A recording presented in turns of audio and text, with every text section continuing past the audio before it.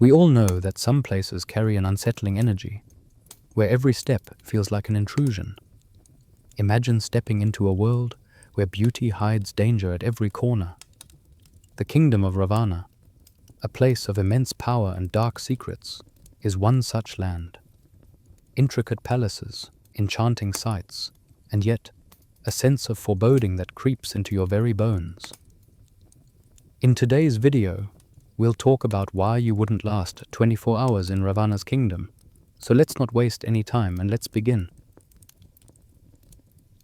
You rise from the bed, disoriented and heavy, the thick blankets pressing down on you. The room you awaken in is grand yet oppressive, adorned with gold-embroidered curtains and intricate carvings that seem to tell stories long forgotten. The sunlight filtering through the window is dim, casting long, unnerving shadows across the floor. Outside, the palace garden lies stretched before you, vibrant yet eerily still, as though frozen in time. Compelled by an instinct you don't fully understand, you step out of bed and walk toward the window. The view is breathtaking, but there's something wrong, something off about it. The garden appears flawless, lush greenery, perfectly blooming flowers, but there's a palpable silence, as if this world is suspended in time. You shake off the unease and decide to explore further, stepping into the grand halls of the palace.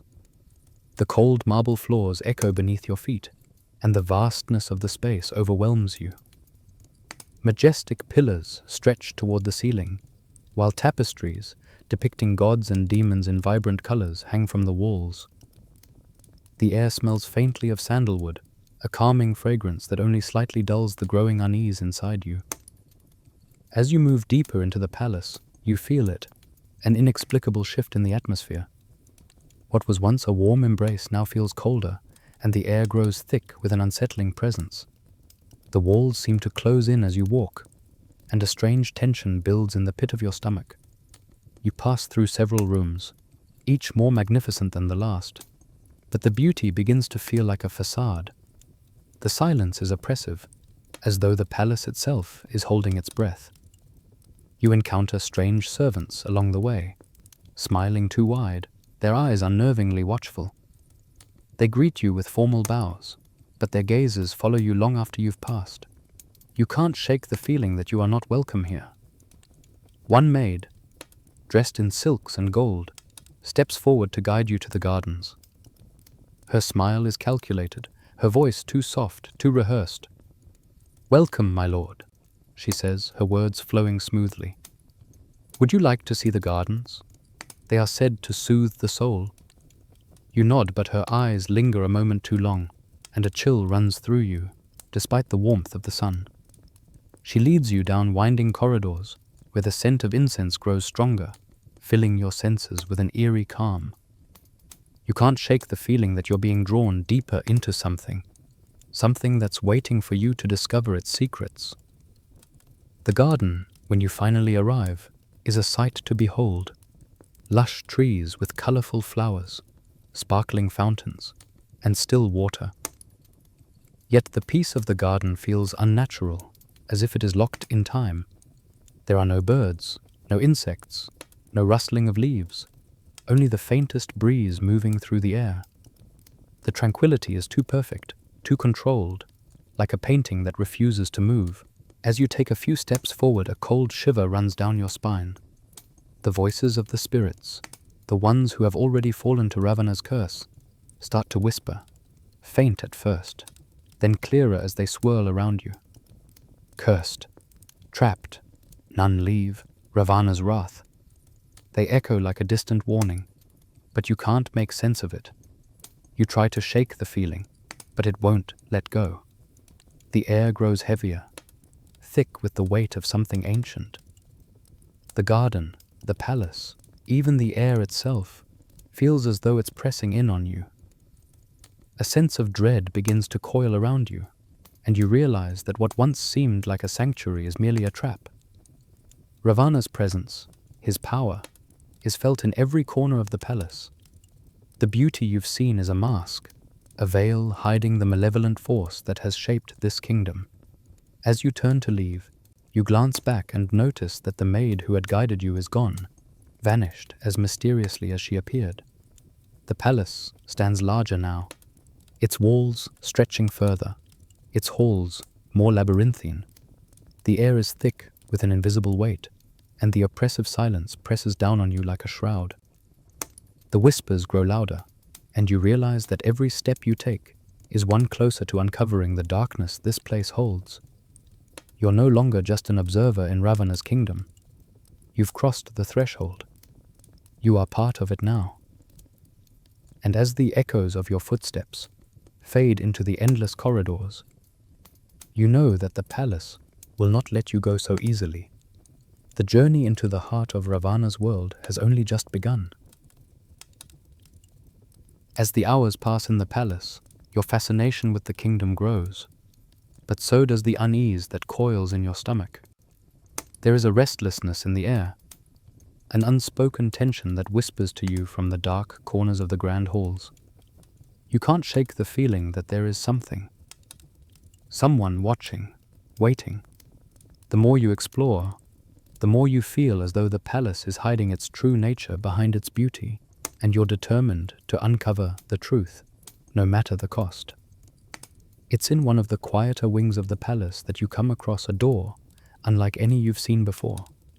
It's aged, the wood darkened by time, the surface scarred with marks that speak of centuries of disuse. The door is heavy, almost oppressive, as though it resists the very thought of being opened. A faint old seal adorns the wood, carved in symbols you don't recognize, an ancient script that glows dimly in the flickering light of the palace. The servants you encounter on your way to the door seem strangely unsettled when they notice you eyeing it.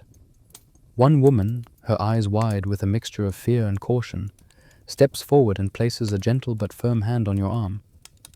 "Do not enter there," she says softly, her voice barely a whisper. "That room is forbidden." Her words only spark your curiosity further. You notice her gaze, lingering on the door, her face pale as though she's seen something that has left her haunted. You thank her politely, but in your heart, a determination rises. What could possibly be so dangerous about this room that even the servants, bound by their duty, refuse to speak of it? The door calls to you now, its heavy presence pulling you in. With each step closer, you feel an oppressive weight in the air, the temperature around you dropping as though the room itself is a pocket of cold, suffocating darkness. You reach for the handle, your heart racing, and despite the warnings, you twist it slowly. The door creaks open, the sound echoing down the empty hall. The air inside is thick, heavy with incense, the smell of sandalwood and something else, something bitter and ancient, clinging to your skin. As you step inside, the dim light of the corridor fades behind you, and you are surrounded by shadows. The room is larger than you expected, the space filled with ancient relics and artifacts you can barely comprehend. But at the center of the room stands a shrine, its surface covered in gold leaf, its shape strange, almost otherworldly. The shrine seems to pulse with an eerie energy, its edges adorned with intricate carvings of serpents, demons, and gods.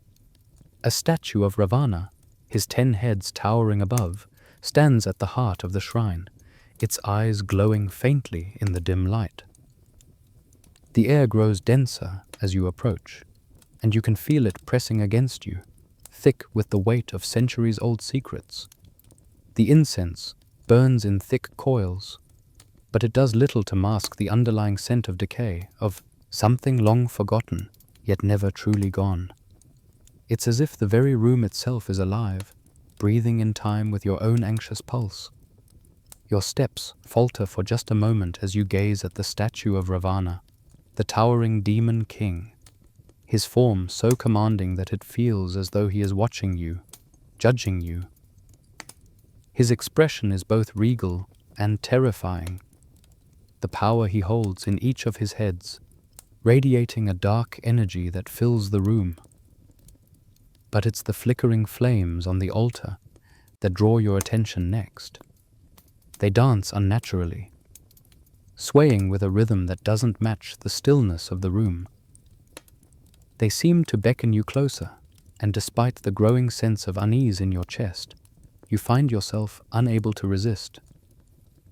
The closer you get, the more intense the flames become, as though they are feeding off your very presence, flickering higher, brighter, and hotter. And then, in the midst of the flickering fire, it happens. A vision. The room seems to blur around you, the walls warping as though the fabric of time itself is unraveling. The flames dim for a moment, and then Ravana's face appears before you, his 10 heads swirling together in a cloud of shadow, his eyes locked on yours with an intensity that makes your heart stop. His voice, deep and resonant, echoes through the chamber, as if it is coming from every direction at once. "You trespass in a place that is not meant for mortals," his voice booms, shaking the very foundation of the room. The air grows colder, and the shadows lengthen, as if they are coming alive, reaching for you. This is no place for those who seek to understand. Turn back now, or you will be bound to this kingdom forever. The words hang in the air like a curse, and for a moment you freeze. His gaze is unrelenting, filled with the weight of untold ages, and the room around you seems to grow darker, more suffocating. You can feel the pull of his power, the force of his wrath pressing down on you. But curiosity drives you forward, the pull of the mystery, of the need to understand this place, is stronger than the fear that grips your heart. Ravana's warning rings in your mind, but it only stokes the fire inside you. You have come this far. You must know what lies beyond the shrine, what secrets are locked away in this forbidden place. With trembling hands, you take one more step forward. The flames flicker violently, the vision of Ravana's face warping in the heat. For a brief moment, everything feels like it's spinning out of control. The oppressive air grows heavier, thick with the energy of the kingdom, as though the room itself is alive, aware of your every move. Ravana's laughter rings in the air, dark and hollow. "You will regret this," he warns, his voice fading as you step even closer. But it's too late. Your curiosity has already taken hold, and there is no turning back now. The weight of Ravana's warning lingers in the back of your mind as you step away from the forbidden room, but the pull to explore his kingdom is far stronger. The palace itself, while magnificent, is only one part of a much larger world, and you are drawn to the land that stretches out beyond its walls.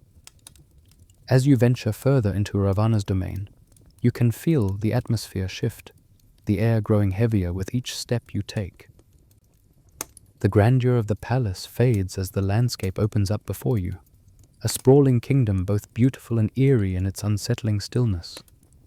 The ground beneath your feet seems to shift with every step, as though the very earth itself is alive. The once firm soil now feels soft, like it's shifting and rearranging beneath you, almost as though the kingdom is breathing in rhythm with your movements. The air is thick, with a palpable tension, the atmosphere so dense that it presses against you, making it harder to draw a full breath. You can feel the weight of centuries of dark power pulsing from the very ground, and you realize that this land is not just cursed. This land is the curse. As you walk, you encounter statues of Ravana scattered throughout the landscape, some half buried in the earth, others looming tall in the distance. Their forms are not the smooth, idealized statues of gods and kings you might expect. These are twisted, grotesque, and unnatural, each one radiating a sinister aura. You approach one and, to your horror, notice that the statue seems to pulse with a faint supernatural energy. The stone beneath your fingers is warm, vibrating as if it were alive, responding to your touch. A chill runs down your spine as the feeling of being watched intensifies. You pull your hand away quickly, stepping back as the ground trembles beneath you, as if the very earth resents your presence. The air grows colder, and the once clear sky begins to cloud over, darkening rapidly. A strange energy is rising from the earth itself, twisting the landscape. You turn your eyes to the trees, their twisted, gnarled branches reaching out like clawed fingers. The leaves rustle, though there is no breeze to stir them. The sound is faint at first, but it grows louder, like whispers, low, unintelligible murmurs that seem to come from the depths of the forest. The trees are speaking, but their language is beyond your understanding. It's as though they have witnessed centuries of torment and darkness, and their voices carry the weight of that suffering. The ground beneath your feet begins to feel unstable, as if it might give way at any moment. The river that flows nearby, once a symbol of life and renewal, now flows in reverse, its waters surging upward against the natural current. The sight is both mesmerizing and unnerving, the waters swirling in unnatural patterns as they seem to push against the boundaries of the land. There's a deep, unsettling hum coming from the river, a resonance that vibrates in your bones and makes your skin crawl. You pause, the eerie quiet of the place overwhelming. The landscape here is not just strange, it is twisted by the weight of Ravana's curse. The once beautiful garden has become a reflection of his dark reign, with every corner of the land corrupted by his power. The trees that should be full of life now stand as silent sentinels, their branches heavy with the burden of the curse. The river that should bring life to the land now carries only a sense of foreboding, flowing backward, refusing to follow the laws of nature. It becomes increasingly clear that Ravana's kingdom is not just a place. It is a living, breathing entity, shaped by his dark influence. The land itself feels like an extension of Ravana, twisted and warped by his insatiable thirst for power. His reign has left its mark not only on the palace, but on the very earth that surrounds it. The curse of this kingdom is not some distant memory or forgotten tale. It is alive, and it is here, in every stone, every tree, every gust of wind that sweeps through the land. As you walk further, the whispers grow louder, the voices of the trees and the river intertwining with the growing storm in the sky. The clouds above grow darker, swirling with an unnatural fury, as distant thunder rumbles, echoing across the cursed land. You glance up, feeling the heaviness of the air pressing down on you, as though the very sky is watching, judging, waiting. The storm feels alive, its energy charged with the same malevolent force that has twisted this land into something unrecognizable. And then you hear it, the unmistakable sound of footsteps. They are soft at first, just a faint echo in the distance. But as the thunder grows louder, so do the footsteps. You stop in your tracks, heart racing, and turn slowly, your eyes scanning the landscape for any sign of movement. The shadows deepen around you, and for a brief moment, it feels as though the land itself has come alive to claim you. The footsteps grow closer, and you realize that you are not alone in this cursed place. Something, or someone, is watching you, waiting for you to make your next move. You take a deep breath, trying to steady your racing heart. The land of Ravana's kingdom is not just a backdrop to your journey. It is a force unto itself, a living embodiment of his curse, and it will not let you leave without a cost. The deeper you venture into Ravana's kingdom, the more unsettling the land becomes. The beauty, once captivating, now feels like a veil hiding something far darker beneath. You begin to notice it first in the streets, small, subtle details that you had initially overlooked. The eyes. Everywhere you look, there are eyes, fixed, unblinking, and watching. They are embedded in the statues that line the pathways, in the stone pillars that hold up the marketplace stalls, and even in the trees that line the streets. their gnarled branches twisting into shapes that resemble human faces. It is as if the entire kingdom is alive with silent sentinels, observing your every movement. You can feel the weight of their gaze, like an unseen presence that follows you no matter where you go. The air seems to grow thicker, charged with an energy that feels oppressive, as though the land itself is holding its breath, waiting. You glance over your shoulder, but the streets are quiet, the people strangely still. No one speaks as you pass, their faces devoid of emotion, empty, hollow expressions that seem as though they have been sculpted into place. You move deeper into the marketplace, the cacophony of vendors calling out their wares filling the air, yet there is something off about their voices.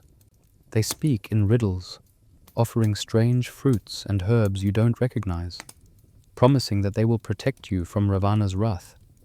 The words are spoken with a calmness that belies the sense of urgency in their eyes. They press their goods into your hands, urging you to take them. But you hesitate, unsure of their true intentions. The fruits are vibrant, too perfect, their skins gleaming in the dim light of the marketplace. Yet they seem wrong. They glisten unnaturally, almost as though they are coated in something otherworldly. One vendor, an old woman with eyes as black as the void, steps forward and offers you a small pouch of dried herbs. "These will keep the king's gaze from haunting you," she says, her voice a low whisper. "He watches all who walk these streets, but with this, you will be safe." She presses the pouch into your hand with a force that startles you. Her skin is cold, like stone, and as her fingers brush against yours, a chill runs up your spine. You force a smile, nodding politely, but a nagging feeling gnaws at you. How can these strange people be so calm when there's so much danger around? The marketplace continues its routine, but your mind races. As you pass the vendors, the feeling of being watched intensifies. It's not just the statues that seem to follow you anymore. The animals in the market, the birds perched atop the stalls, the dogs that linger at the edges of the crowd, all of them have turned their eyes upon you. Their gazes are unblinking, fixed on your every movement, and it feels as though they are studying you, cataloguing your every step. Even the insects hovering near the flowers in the market seem to hover in perfect synchronization with your presence, their eyes trained on you as if they too are part of the kingdom's watchful eyes. As you walk, you become aware of the faint hum that seems to vibrate in the very air around you. The walls of the buildings, once solid and unyielding, now seem thinner, as though they are closing in around you. You catch glimpses of shadowy figures in the alleyways, people standing perfectly still, watching you with an intensity that sends a shiver down your spine. The hairs on the back of your neck stand on end, and you begin to feel the oppressive presence of Ravana himself pressing against you, like a weight that cannot be shrugged off.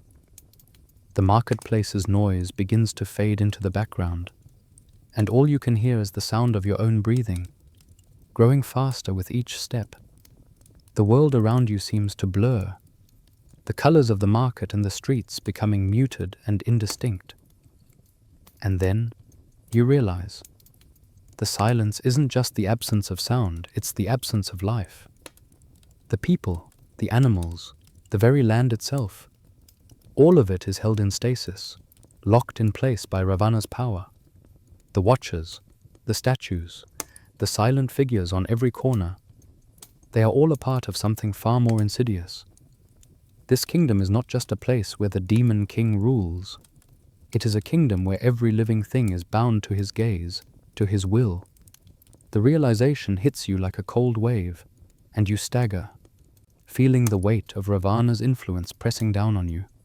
The air around you is suffocating, and it's as if the kingdom itself is closing in on you, its eyes watching, waiting, and all-knowing. Every shadow holds secrets. Every glance is a reminder of the curse that binds this place together. You find yourself in a narrow alley, the shadows growing longer as the day's light begins to fade. The stone walls rise high on either side of you, and you feel the full weight of the kingdom's gaze upon you. The figures in the alleyway stir slightly, their eyes flicking toward you with a predatory curiosity.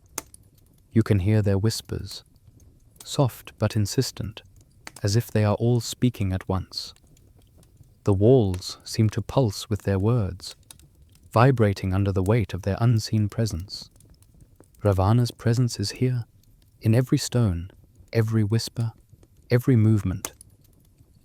It is no longer just the land that is cursed, it is everything, from the people to the very air you breathe.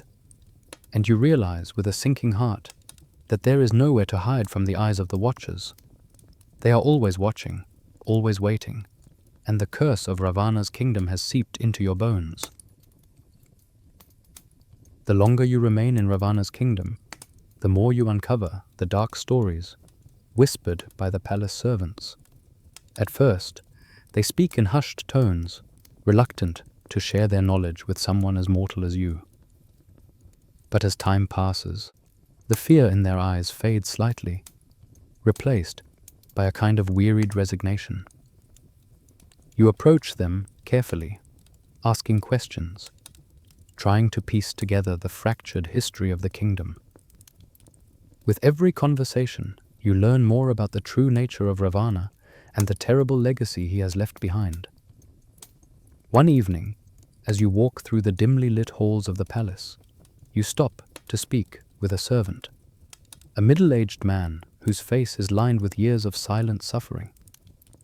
He looks at you with a mixture of caution and pity before he begins to speak. His voice is low, almost a whisper, as though he is afraid of being overheard. "Ravana," the servant begins, his eyes flickering nervously toward the shadowy corners of the room. He was no mere king. He was a god, cursed and cursed again by his own ambition. The words hang heavy in the air. You feel the weight of them settle deep within your chest, as though the very walls of the palace are closing in on you. Ravana was more than a king, more than a ruler. What kind of power could he have possessed to leave such an indelible mark on this cursed kingdom? The servant continues, speaking in fragments, as though each word is painful to say. His 10 heads were not just symbols of his intellect and wisdom, he explains, but also of his greed. Each head represents a different aspect of his power, a different craving that consumed him. Desire, ambition, knowledge, control. Each one was a curse unto him, and unto the land he ruled. The servant's voice quivers, and you sense that his story is far from finished. Ravana's power was not born from mere conquest. It was rooted in the darkest forces imaginable, bound by ancient pacts and sacrifices. He had sought knowledge and control over the very elements, over life and death itself. To achieve such power, he had made pacts with demons and dark gods, trading his soul, his humanity, for more strength than any mortal should ever possess. As the servant speaks of Ravana's dark deeds, a vision begins to form in your mind. The kingdom's beauty, once a source of wonder, now feels like a prison built from blood and sacrifice. Every stone beneath your feet, every golden pillar you pass, was paid for in suffering. The air is thick with the weight of ancient promises, deals struck with powers that should never have been tampered with. The servant tells you that Ravana's ambition did not stop with his own ascension. He sought to expand his influence beyond this kingdom, to control the gods themselves. His pacts with dark forces left scars on the land, twisting nature, warping the balance between life and death. The rivers flow backward, the trees whisper their cursed secrets, and the statues that line the streets pulse with the remnants of his dark magic. The land groans under the weight of the sins committed in Ravana's name. You begin to understand. Ravana's kingdom, though magnificent in appearance, is a hollow shell, a place built upon sacrifices and ancient pacts. The beauty you see around you is only skin deep. Beneath it lies a darkness that has tainted everything it touches, and you realize that you are walking on ground that has already claimed countless lives. As the servant's tale continues, you begin to hear more disturbing details. Ravana's rule was not one of peace. It was built on terror. His subjects lived in constant fear of his wrath, knowing that disobedience meant swift punishment. His palace, though grand and beautiful, was a prison for all who lived within its walls. And the most terrifying part of his reign? The kingdom itself is still bound to his will. Even in death, Ravana's influence stretches across the land, twisting everything it touches. You leave the servant's company, your mind reeling from the weight of the stories you've just heard. The ground beneath you feels heavier, the air thicker. You can feel the presence of Ravana in every shadow, every corner of the palace. His power, his greed, his ambition, they are all around you, seeping into the very walls of the kingdom. You can almost hear the echoes of his dark magic, a hum that vibrates through the air, and you realize that the kingdom itself is alive with the legacy of Ravana's sins. As you continue your journey through Ravana's realm, the truth becomes clearer. The palace, the marketplace, the trees, the river, all of it is a reflection of Ravana's legacy. And you begin to wonder whether you are truly just a visitor here, or whether the kingdom has already claimed you as its own. The deeper you delve into Ravana's past, the more it feels as though the kingdom itself is rejecting your presence. The walls seem to grow taller, the shadows deeper, and the whispers of the past grow louder until it becomes clear that you are not merely an accursed kingdom. You are trapped within it. The land has absorbed Ravana's curse, and now it is bound to you as well. The realization sinks in like a heavy stone. Ravana's kingdom is not just a place of power. It is a living testament to his legacy, a kingdom built on the blood of the innocent and the souls of the damned. And you, no matter how far you try to run, are now a part of it. The longer you stay in Ravana's kingdom, the more you realize that the inhabitants are bound by strange customs, rituals that seem to be as old as the kingdom itself, handed down from one generation to the next, their meanings lost in time. Despite the growing sense of unease that clings to the air like a thick fog, you are invited to participate in one such ritual, a nightly prayer to the gods, designed to protect the land from the curse that still lingers in the wake of Ravana's reign. You're led to a large open courtyard at the center of the palace, where the ritual is set to take place. The courtyard is bathed in the golden light of flickering torches, the shadows of the towering stone columns stretching long across the stone floor. The ground beneath your feet is smooth, polished, as though it has been worn down by the countless feet that have walked here over the centuries. The air is thick with the scent of incense, its smoke swirling upward in twisting patterns that seem to mimic the movement of spirits. The inhabitants of the kingdom gather around a raised altar, their faces blank, their expressions unreadable. The air is heavy with anticipation, yet no one speaks a word. You stand among them, a silent observer, but the unease in your chest only grows stronger. The ritual is a prayer, they tell you, a way to seek protection from the curse of Ravana. But as you stand there watching the others, you realize something is not quite right. There's a palpable sense of dread in the air, something that goes beyond simple reverence or devotion. The ritual begins with a low chant, the voices of the gathered crowd blending into a single, haunting melody that fills the courtyard. It's unlike any prayer you've ever heard, deep, resonant, and strangely hypnotic. The flames of the torches flicker violently, casting erratic shadows that seem to dance along the walls, their movements almost too deliberate. You feel the ground beneath you tremble slightly, the earth itself vibrating in rhythm with the chant.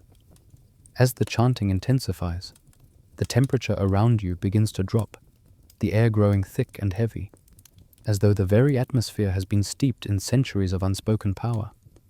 The flames sputter, their light waning before growing brighter once again, and the shadows that stretch across the ground appear to twist, taking on shapes that are not quite human, not quite animal. They slither across the stone, moving in unnatural ways, as if they too are part of the ritual. You sit with the others, the energy in the air almost tangible now, thick with an otherworldly presence. The chanting continues, rising in intensity, as the high priest steps forward, his hands raised toward the sky. His voice is deep, commanding, and as he speaks, the ground beneath you seems to hum with power. The crowd falls silent, their heads lowered in unison as the ritual nears its climax.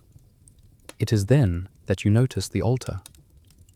At first, it seemed like just another ceremonial object, a simple stone slab with offerings of fruit and incense placed upon it. But as the high priest reaches for a ceremonial knife, the realization hits you. The ritual is not just a prayer, it is a sacrifice. A wave of cold washes over you as the knife gleams in the torchlight, its edge sharp and glinting. The priest steps forward, and you see that the offering is not just an object or a symbol. It is a living thing. A young man, no older than you, is kneeling before the altar, his eyes wide with terror. His hands are bound, his face pale with fear as he is forced to submit to the will of the ritual. The crowd watches in silence as the high priest raises the knife. The chanting grows louder, more frantic, and you can feel the weight of the moment pressing against you. The flames flicker higher, casting long, twisting shadows across the courtyard as the knife descends. You try to look away, but something compels you to watch. The air around you crackles with energy, and for a moment, you feel as if the world is shifting, as if the very fabric of time is bending beneath the weight of the ritual. The young man's eyes lock with yours, a silent plea for mercy in his gaze. But there is no mercy in Ravana's kingdom. There never was. As the sacrifice is made, a burst of energy erupts from the altar, the flames flaring up in a blinding flash of light. The crowd remains unmoving, their faces unreadable as the high priest raises his arms, offering thanks to the gods for the power that has been granted. The ritual is complete. You are left in stunned silence, your heart pounding in your chest. The sacrifice, the blood spilled in Ravana's name, lingers in the air, a heavy, suffocating presence. The flames flicker once more, and you feel the weight of the curse pressing down on you, its dark influence seeping into your very soul. The sacrifice was not just for the gods, it was for something far darker, something that has been woven into the very fabric of this land. The air is thick with the consequences of Ravana's reign, and you begin to understand that the kingdom itself is built on such rituals, rituals of blood, sacrifice, and power. As you step away from the altar, the faces of the other participants blur into the shadows. You realize that Ravana's kingdom is not just cursed in the past, it is cursed in the present, its very existence bound to the dark pacts and rituals that sustain it. You begin to question everything around you. Is this what the kingdom has become? A place where power is maintained through fear, blood, and sacrifice? Or is there something deeper, something more insidious, lurking beneath the surface of the ritual? The shadows grow longer as you leave the courtyard, the whispers of the ceremony echoing in your mind. The kingdom's gaze is ever upon you, and you feel it now more than ever. The weight of Ravana's presence, the weight of the curse, and the knowledge that you are trapped in a place where survival is not guaranteed, and the price of your curiosity may be higher than you ever imagined. The weight of the curse grows heavier with every step you take through Ravana's kingdom. It isn't just a lingering shadow of the past anymore. No, this curse is something alive, something that pulses with an ancient energy, infecting the very air around you. The longer you stay, the more it sinks into your bones, wrapping around your soul like a dark, suffocating blanket. At first, You thought the heavy atmosphere was merely a byproduct of the kingdom's eerie beauty. But the more you explore, the more you realize that the land itself seems to resist your presence. Each step you take through the streets, each breath you draw, feels like an intrusion, an act that stirs the curse into motion, reminding you that you are nothing but a fleeting mortal in a realm that does not welcome you. The walls of the palace seem to close in on you, their cold stone whispering faintly, as though they are alive and aware of your every movement. The statues you pass, once simply unsettling, now seem to follow you with their unblinking eyes, the faint hum of their power vibrating in the air. You feel them, always watching, always waiting. The silence around you is deafening, yet somehow the whispers grow louder. The whispers that speak of ancient deeds, dark powers, and the souls that have been lost to this cursed place. And then the shadows start to move. At first, it's just a flicker in the corner of your vision, something shifting out of place. You tell yourself it's just your imagination, a trick of the light. But soon, you notice the movement more clearly. Shadows seem to stretch unnaturally, crawling along the ground like living things, reaching for you as you pass. They follow you through the palace halls, curling around your feet, creeping up the walls, and when you turn to look, they vanish, leaving nothing but the oppressive, suffocating silence. It isn't just the shadows that unsettle you. As the days stretch into nights, you begin to hear things, soft whispers that echo through the air, though no one is around. You'll catch snippets of phrases, their meanings lost to the winds, but the tone is unmistakable, mournful, warning, pleading. The words linger in the corners of your mind, haunting you long after the sound fades. They speak of lives lost, of promises broken, of the price of curiosity. The voices seem to come from nowhere, yet they are everywhere. It's as if the kingdom itself is speaking to you, its very soul calling out, warning you of the price that must be paid for entering Ravana's domain. But the worst of it comes when you begin to feel eyes on you.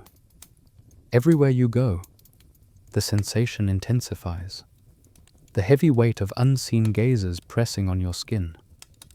You turn, half expecting to catch someone watching from the shadows, but there's nothing. The hallways are empty, the courtyards silent, yet you know that something is watching. It's as if the curse of Ravana is a living, breathing thing, and it has begun to notice you. Your heart races, the hairs on the back of your neck standing on end as the sense of being followed grows more suffocating. You start to question your sanity, wondering if the curse is driving you mad, if the kingdom itself is warping your perception. But deep down, you know it's not just your mind playing tricks on you. The curse is real. Ravana's power is real, and it is alive, waiting to claim anyone foolish enough to walk into his kingdom. As the night draws closer, the curse seems to grow stronger. The once familiar sights of the kingdom take on a darker, more malevolent form.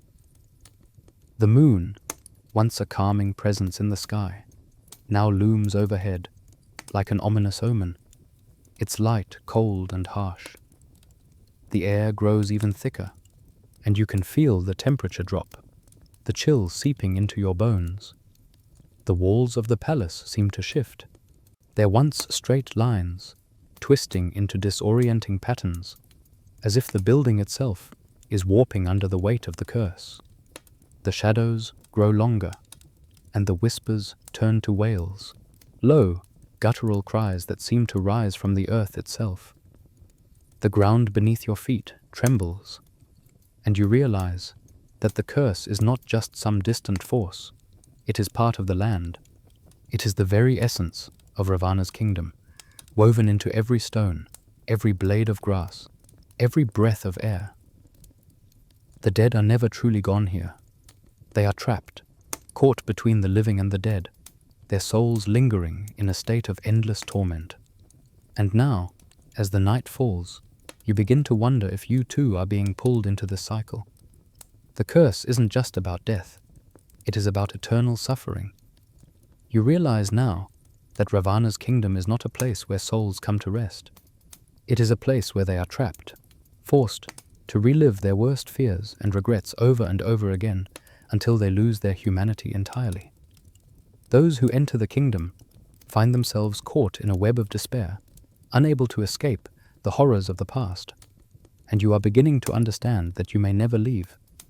As you stand in the courtyard, staring up at the darkened sky, you feel the full weight of Ravana's curse pressing down on you. The shadows stretch further, and the whispers grow louder, filling your mind with visions of things you cannot explain. You feel the pull of the kingdom, its dark power wrapping around you, threatening to swallow you whole. With a sudden realization, you understand the true nature of Ravana's curse. It is not just the land that suffers, it is every soul that enters it. You are not a visitor here. You are already a part of it. And as the night grows darker, you begin to wonder if you will be the next soul to fall victim to Ravana's endless cycle of torment. The weight of Ravana's curse continues to press on you, each passing day drawing you deeper into the web of the kingdom's dark secrets. As you wander further from the heart of the palace, you feel the oppressive atmosphere thickening around you. It is in a quiet, forgotten corner of the kingdom, an ancient garden nestled between crumbling walls, that you encounter her. A woman unlike any you've seen before in Ravana's realm. Her beauty is ethereal, almost otherworldly.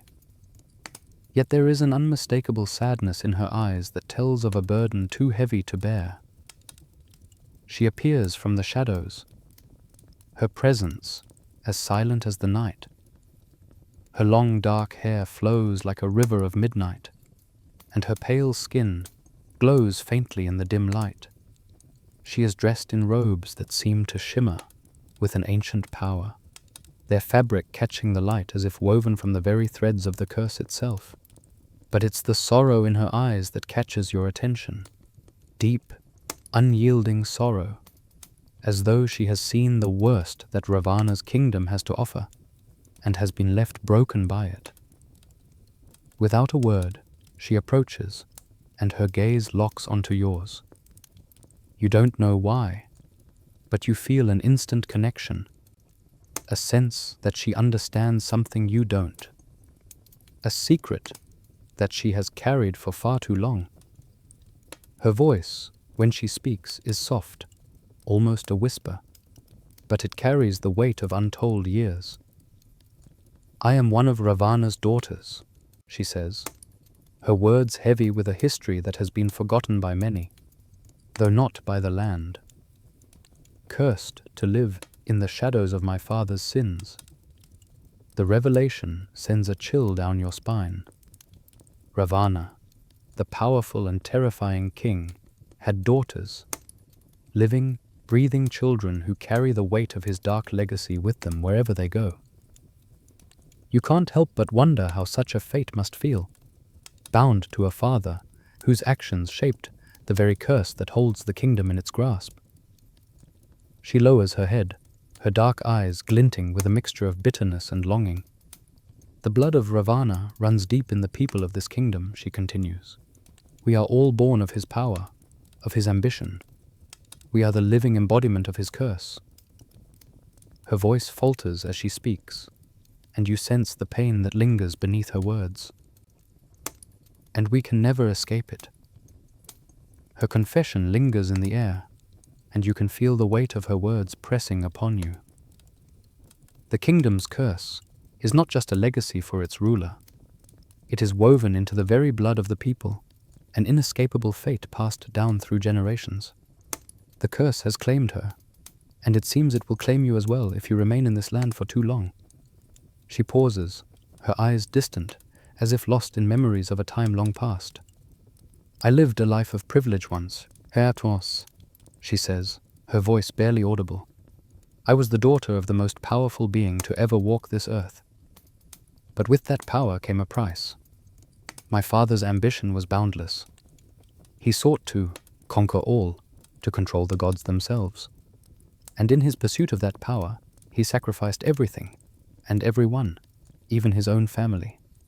Her words hang heavy in the air, and you realize that Ravana's ambition didn't just destroy the kingdom, it destroyed the lives of those closest to him.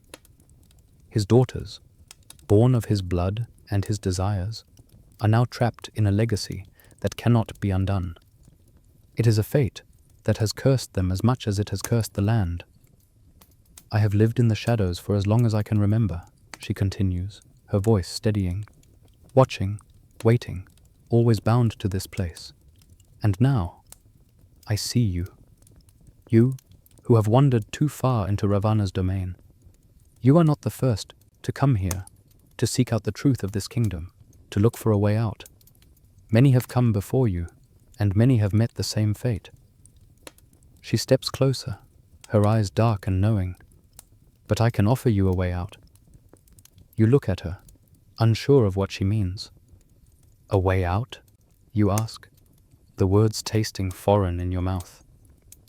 How? Her gaze softens, and she reaches into the folds of her robe, pulling out a small, gleaming object. It is a pendant, shaped like a crescent moon, its surface etched with intricate symbols that you don't recognize. She holds it out to you, and for the first time since meeting her, you feel the faintest glimmer of hope. This pendant is the key to escaping Ravana's kingdom, she explains. It will sever your connection to this place, free you from the curse that binds you here. But as she speaks, you notice the hesitation in her eyes, the uncertainty, the heaviness of her words. But there is a price to be paid. You listen, your heart pounding in your chest. What is the price? She hesitates again as though weighing her words carefully. To escape this kingdom, you must leave behind everything that ties you to it.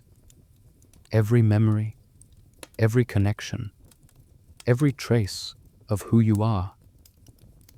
Her voice falters, a sorrowful expression crossing her face. You must leave this place behind forever, or you may stay and accept the curse that has claimed so many others before you. It will not be easy. It will never be easy. The weight of her words hangs heavily in the air. The choice before you is immense. Leave the kingdom, sever all ties, and abandon everything you know, or stay and become a part of the curse, doomed to wander Ravana's domain forever. You look down at the pendant in her hand, its surface glowing faintly in the dim light. The way out is there, but it comes at a terrible cost, and you are faced with the question that haunts you. Is there any way to escape Ravana's curse without losing everything you are? Or is your fate sealed by the very blood that courses through your veins? The daughter of Ravana watches you silently, waiting for your decision. Her expression is unreadable, a mix of sadness and understanding, as though she knows exactly what this choice means for you.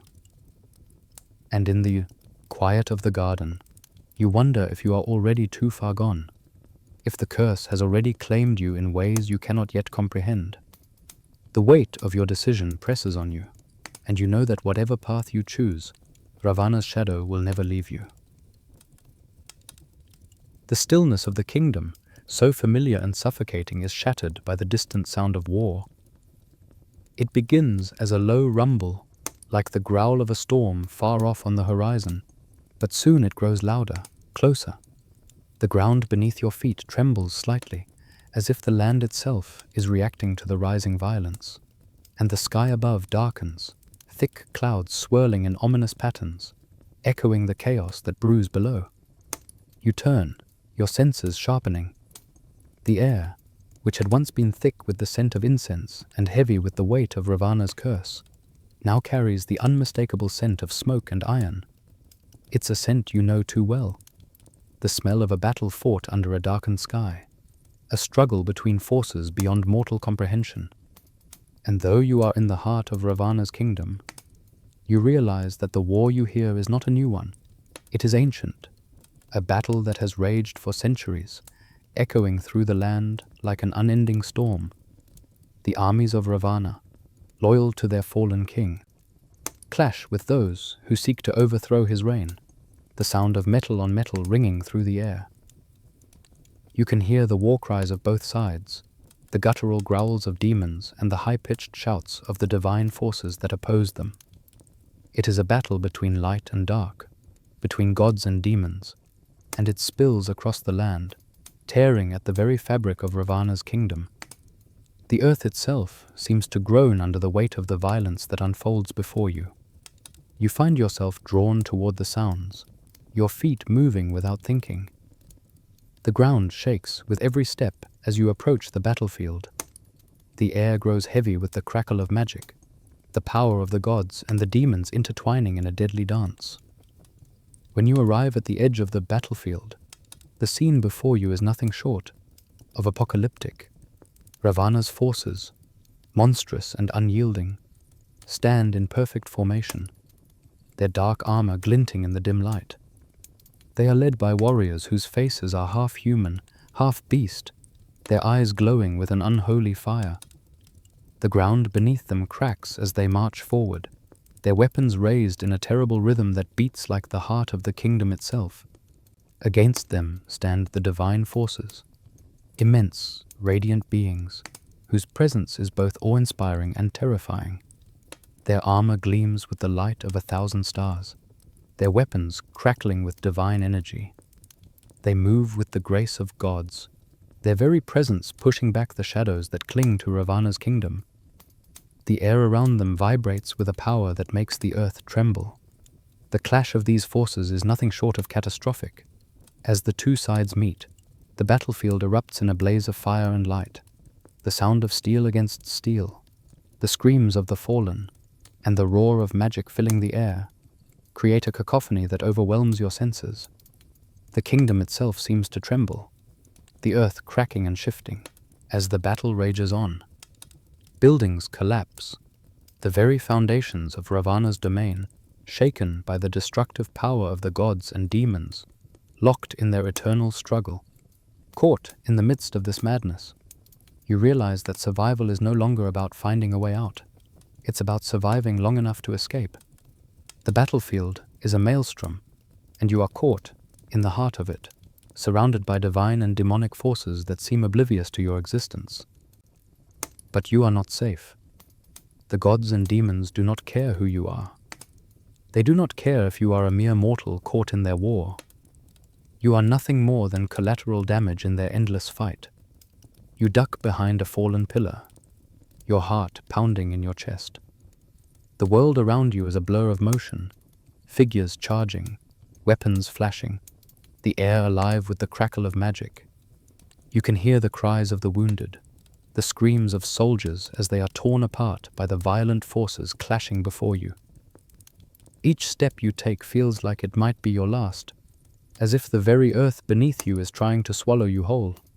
In the chaos, you spot an opening, a narrow gap between the clashing forces. It's your only chance to move, to escape the battlefield before the violence consumes you. With every ounce of strength you have, you push forward, weaving between the fallen, your breath coming in sharp gasps as you dodge the destruction around you. The air is thick with the scent of blood and smoke, and the noise of the battle is deafening. You finally reach the edge of the battlefield, breathless and shaking. But as you look back, you realize that this escape is only temporary. The war between the divine and the demonic is far from over, and you are still trapped in Ravana's cursed land. The power of the kingdom, of Ravana's influence, is too strong to simply walk away from. You are caught between two worlds, two forces, each more powerful than the last. The curse of Ravana's kingdom has seeped into your very soul, and as the battle rages on, you realize that escape is no longer just a matter of physical distance. It is a battle for your very soul, The war you have witnessed is just the beginning. The real struggle is one you must face within yourself. Whether you can resist the pull of Ravana's curse and free yourself from the grip of his kingdom, or whether you will be consumed by the same dark forces that have claimed so many before you. You know that surviving the battle is no guarantee. The true battle has yet to come, and it is a battle that will test every fiber of your being. The battlefield fades as the sounds of war echo in the distance, and a strange stillness descends upon the kingdom. You find yourself standing in the center of an empty courtyard, surrounded by the remnants of destruction, broken statues, shattered stone, and the flickering remnants of flame. The weight of the past, the battles fought, and the curses that cling to this land weigh heavily on you. You've survived, but at what cost?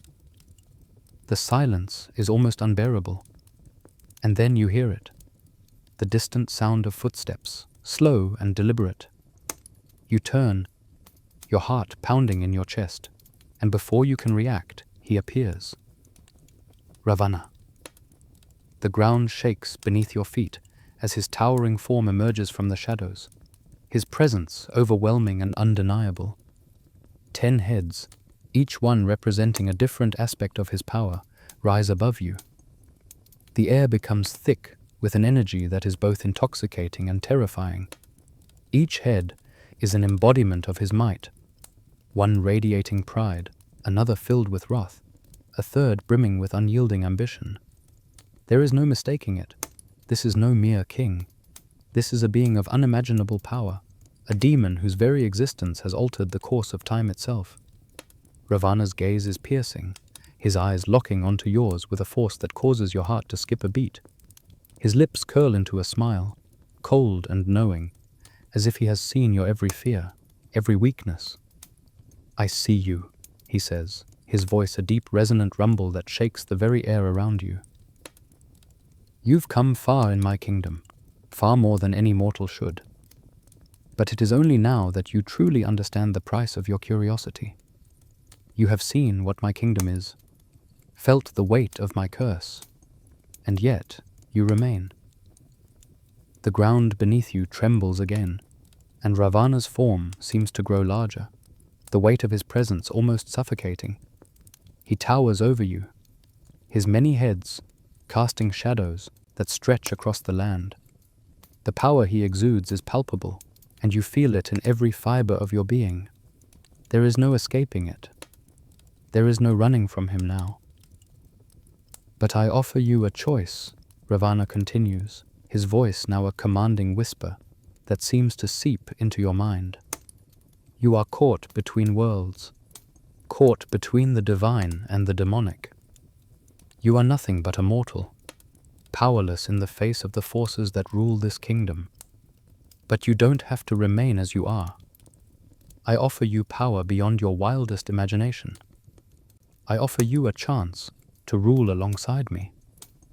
The temptation is real, powerful. Ravana's offer stirs something deep within you, a desire, a craving, power, freedom, a chance to leave behind the weakness of mortality, the promise of dominion over realms, over gods and demons alike. He offers you the throne, the ability to shape the world in your image, to rule this cursed kingdom as a god. You can feel it, the lure of the power he offers. It pulls at your very soul, tempting you with visions of untold riches, of strength that will make you invincible. You imagine the kingdoms you could conquer, the worlds you could control, all bending to your will.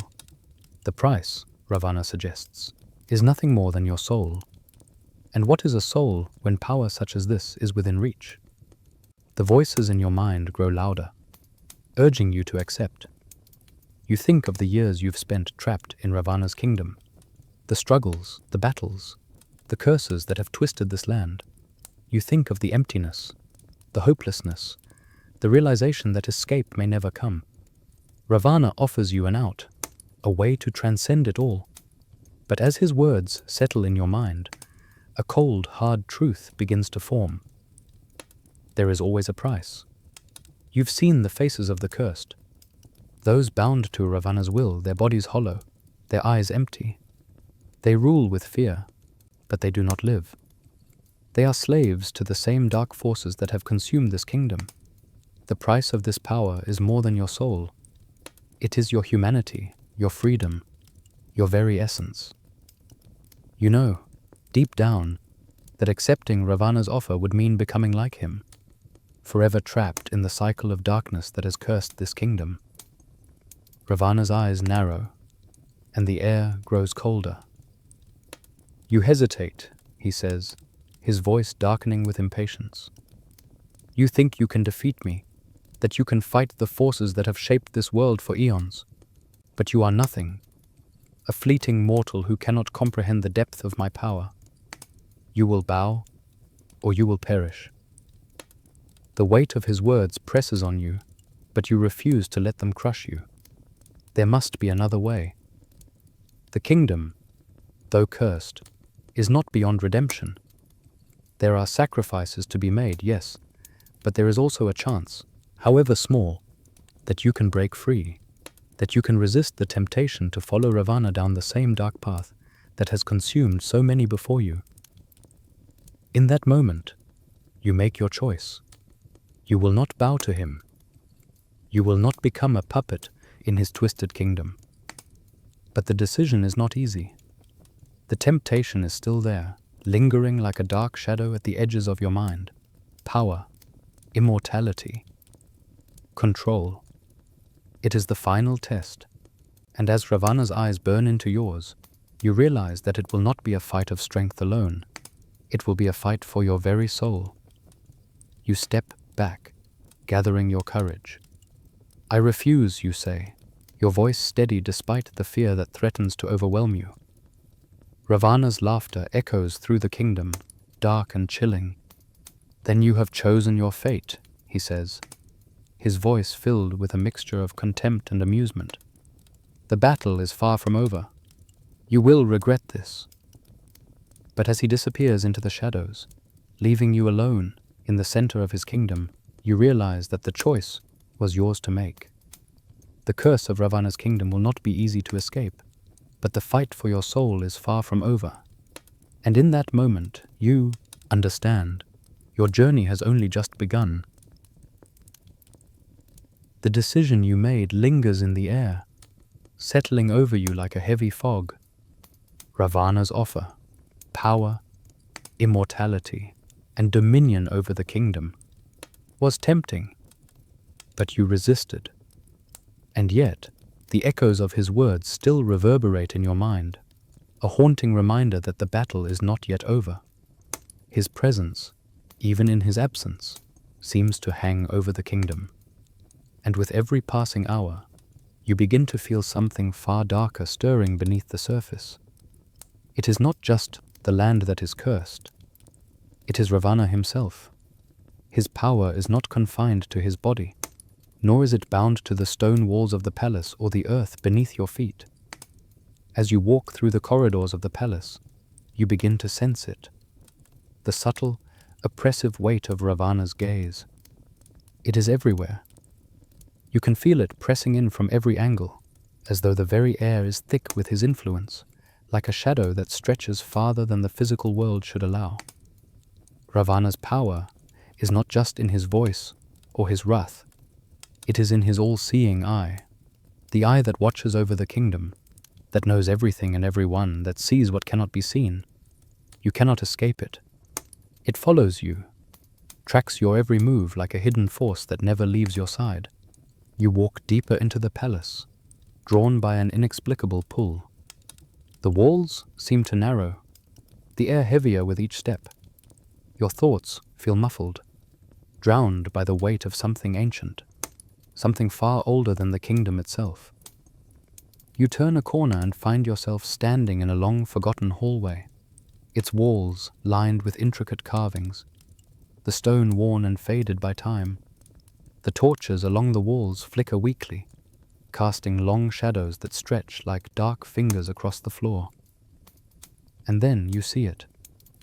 A mirror, framed in dark, ornate wood. It stands out in the otherwise empty hallway, its surface smooth and polished, reflecting the dim light of the torches. There is something about it, something wrong, like a magnetic force drawing you toward it. You hesitate for a moment, but your curiosity overpowers you. With a step forward, you approach the mirror, the air around you growing heavier with every inch closer you get. As you peer into it, you feel a sudden chill run down your spine. The reflection is not just of your own face. It is as though the mirror is showing you something deeper, something hidden. At first, you see only the reflection of the dimly lit hallway, the shadows dancing on the walls. But then, in the corners of the glass, something shifts, something that shouldn't be there. You blink, trying to clear your vision, but the image doesn't fade. It sharpens, and before you see them, flashes of Ravana's eyes. His all-seeing gaze stares back at you, ancient and unblinking, the power behind them overwhelming. They are everywhere, in the corners, in the reflections of the walls, in the very air around you. His gaze is not just confined to the mirror. It is as if the very fabric of reality has been warped, and his eyes pierce through it, following you, watching you. For a moment you cannot breathe. The weight of his gaze presses on your chest, suffocating you with its intensity.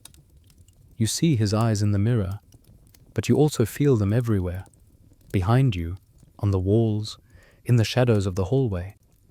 It is as if Ravana's presence has seeped into the very fabric of the kingdom. He is not just a ruler. He is a force that permeates everything in this realm.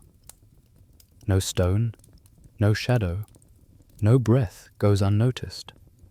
You step back from the mirror, your heart racing, but the images do not fade. The reflection twists, distorting, showing you possible futures. You see flashes of yourself, walking through the palace halls, but the reflection is not yours alone. It is a distorted version of you, your features warped, as if Ravana's curse is slowly consuming you. In another flash, you see yourself standing at the edge of the kingdom, looking out at a horizon that is slowly fading into darkness. You feel trapped, as if there is no escape from the future that awaits you. The images swirl before you, each more disturbing than the last. In one vision, you see Ravana himself, his 10 heads, each representing a different facet of his power, staring down at you with an expression that is both triumphant and merciless. His voice booms in the reflection, deep and filled with an eerie sense of finality. "You cannot escape," he says, and his words seem to echo in the very depths of your soul. "Everything is within my sight. You are mine." The mirror's reflection distorts again, and the images flicker out of existence, leaving only the faintest traces behind. You blink, your breath shaky, and you realize that the vision was not just a warning, it was a manifestation of Ravana's power, a reminder that his influence reaches far beyond the physical realm. His eye sees all. His gaze follows every movement, and no matter how far you run, you cannot escape it. You step away from the mirror, shaken to your core. The hallway around you feels smaller now, as though the walls are closing in. The presence of Ravana's gaze lingers in the air, suffocating, relentless. You understand now. His power is not just in his physical form. It is in his all-seeing eye, in his ability to track every living being, every soul that steps foot in his kingdom. As you leave the hallway, you know that your time in Ravana's kingdom has changed you. You are no longer just a visitor, you are marked. And no matter what choice you make from here on out, Ravana's influence will follow you. There is no escape. There is only survival. The deeper you journey into the bowels of Ravana's palace, the more oppressive the atmosphere becomes. The halls, once grand and filled with splendor, now seem ancient and decayed, their magnificence obscured by the weight of time and the curse that has seeped into every stone. The air grows thick with the scent of dust and incense, a strange mixture of the sacred and the profane, as if the very palace itself is holding its breath. The walls close in, each step you take taking you further into the heart of the kingdom's darkness. The faint sounds of distant echoes grow fainter, replaced by a strange stillness that hangs in the air, a silence so complete it feels unnatural. You move cautiously, aware that you are walking through a space that was never meant to be discovered by outsiders, a place where even the bravest would hesitate to tread. And then you find it, the chamber hidden deep within the palace. Its entrance is narrow, half obscured by heavy drapes of faded cloth, their once vibrant colors now dulled by the passage of centuries. The chamber beyond is dark, its shadows stretching far into the unknown, but the air within seems warmer, pulsing with a strange, almost tangible energy.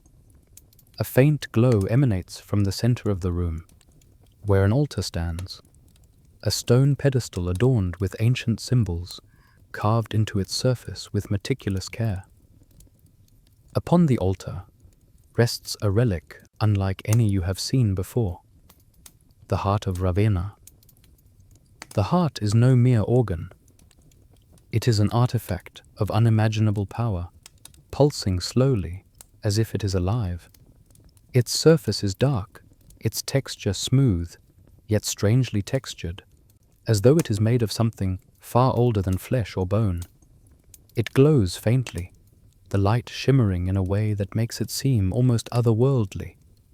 The air around it hums, with an energy so intense that you can feel it vibrating in your chest, sending tremors through your very being.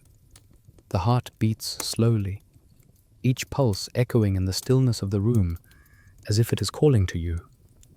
The temperature in the chamber rises, the warmth intensifying the closer you get.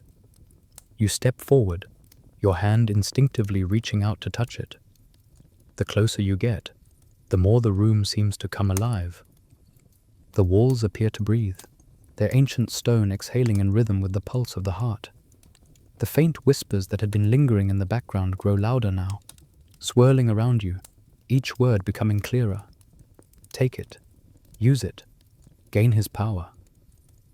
The voices are urgent, desperate, their words carrying with them a heavy temptation. The heart, Ravana's heart, is said to hold the key to his immortality, a power so vast that it could make its wielder invincible. The whispers promise you control, dominion over the forces that have shaped this cursed kingdom. With this heart, you could overthrow Ravana, claim his power, and reshape the fate of the kingdom. The weight of the decision presses on you, each heartbeat of the heart, echoing in your mind, pushing you toward it. But then, a moment of clarity pierces the fog of temptation. You hesitate. You know what taking this heart means. It is not just a relic.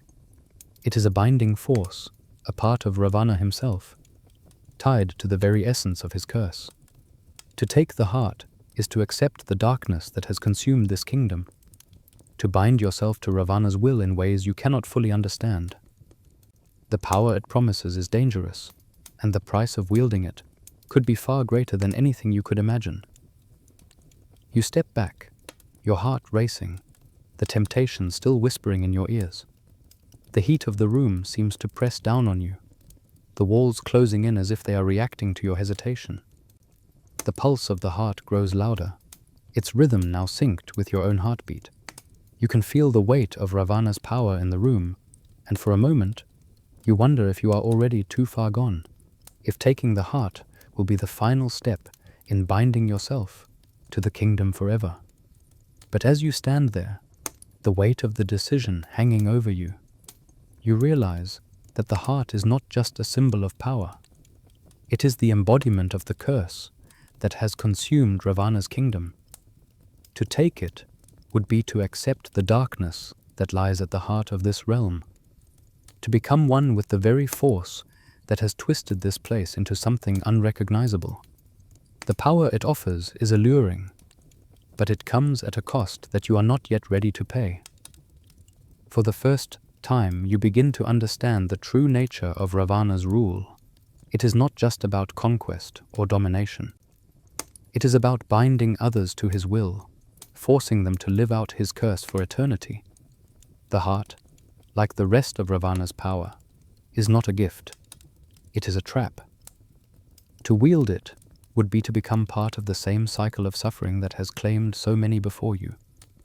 With a final, decisive step, you pull your hand back from the heart, the whispers fading into nothingness. The warmth that had filled the room dissipates, leaving a cold emptiness in its place. The pulse of the heart slows, its glow dimming as if it recognizes your refusal.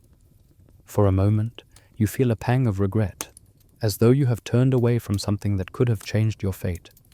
But deep down, you know you have made the right choice. The curse of Ravana's kingdom still hangs heavily around you, but you are not ready to give in. Not yet. There is still hope, still a chance to break free. The path ahead will not be easy, and the temptation to use the heart will follow you. But you will not let it define you. You will not allow Ravana's darkness to claim you as it has so many others. As you turn away from the altar, the shadows in the chamber seem to recede, the room falling silent once more. The heart remains, pulsing softly in the center of the room, but you have made your decision. The curse may follow you, but it will not claim you. The night falls heavy over Ravana's kingdom, cloaking the land in a blanket of darkness that feels thicker than the usual night sky. The air is colder now, the shadows growing deeper, stretching farther across the palace halls as if they are alive, hungry, reaching for something or someone. You've become accustomed to the silence that often fills the kingdom, but tonight it feels different. The stillness is heavy, pregnant with an unseen force. The very atmosphere seems charged, as though something is stirring in the shadows, something that has been waiting for this moment. You are drawn from your rest, an inexplicable pull tugging at you, urging you to leave the comfort of your chamber and wander deeper into the palace. Each step you take feels like a step closer to something beyond your control. The torches that line the walls flicker as you pass, their flames flickering in patterns that seem almost deliberate, as though they are guiding you forward. The further you go, the more you notice the shadows, flickering along the walls, moving in unnatural ways, as if they have a life of their own. You stop for a moment, your heart beating faster as you watch them twist and writhe like dark serpents, their forms stretching impossibly long and then vanishing into thin air. You feel an unsettling pull deep in your gut, and before you can step back, you are caught in their dance. A soft sound reaches your ears, low, rhythmic, like the beat of a drum, reverberating through the stone halls. It grows louder, drawing you toward it. You find yourself entering a great hall, its vastness stretching out before you, illuminated only by the flickering light of distant torches. In the center of the hall stands a circle, drawn into the floor, ancient symbols inscribed within it, their meanings lost to time. Around the circle, the shadows dance, their movements synchronized to the rhythm of the unseen drums. The air is thick, with an energy that pulses with each beat, as though the very kingdom is breathing, exhaling through the shadows. The walls seem to fade, the stone melting away into a dark void, and you realize with a start that you are not alone. Figures, shadowy and indistinct, emerge from the corners of the hall, their forms shifting like smoke. They move with an eerie grace, their feet gliding across the floor without sound. And then they turn to face you. You step back, unsure of what to do, but before you can turn to flee, a voice calls out from the center of the circle. It is a voice ancient and filled with sorrow, yet laced with power, a voice that sends a shiver down your spine. You are called to join the dance, the voice says, resonating deep within your chest. It is the way of this kingdom, the way of Ravana's curse. Reluctantly, you find yourself stepping toward the circle, drawn in by the rhythm, the energy, the inevitability of it. The figures around the circle move in perfect harmony, their movements both haunting and beautiful, each step in sync with the pulse of the drum. You are pulled in, your feet moving on their own, your body following the beat without thought, as if it knows the dance better than your mind does. The shadows seem to whisper to you as you join in, their voices filling your head with ancient secrets. Come closer. Join us. Feel the weight of the past. The words swirl around you, seductive, dangerous, each phrase a thread tying you more tightly to the kingdom's dark history. You are no longer an observer. You are a participant in something much larger, something older than you can comprehend. The dance becomes more intense, the rhythm faster, the shadows moving in ways that defy logic. The figures around you blur and shift, their forms growing more defined with each step, until you can see them clearly. Spirits, ancient and bound to this land, their faces twisted in pain, their eyes hollow with the weight of their own eternal suffering.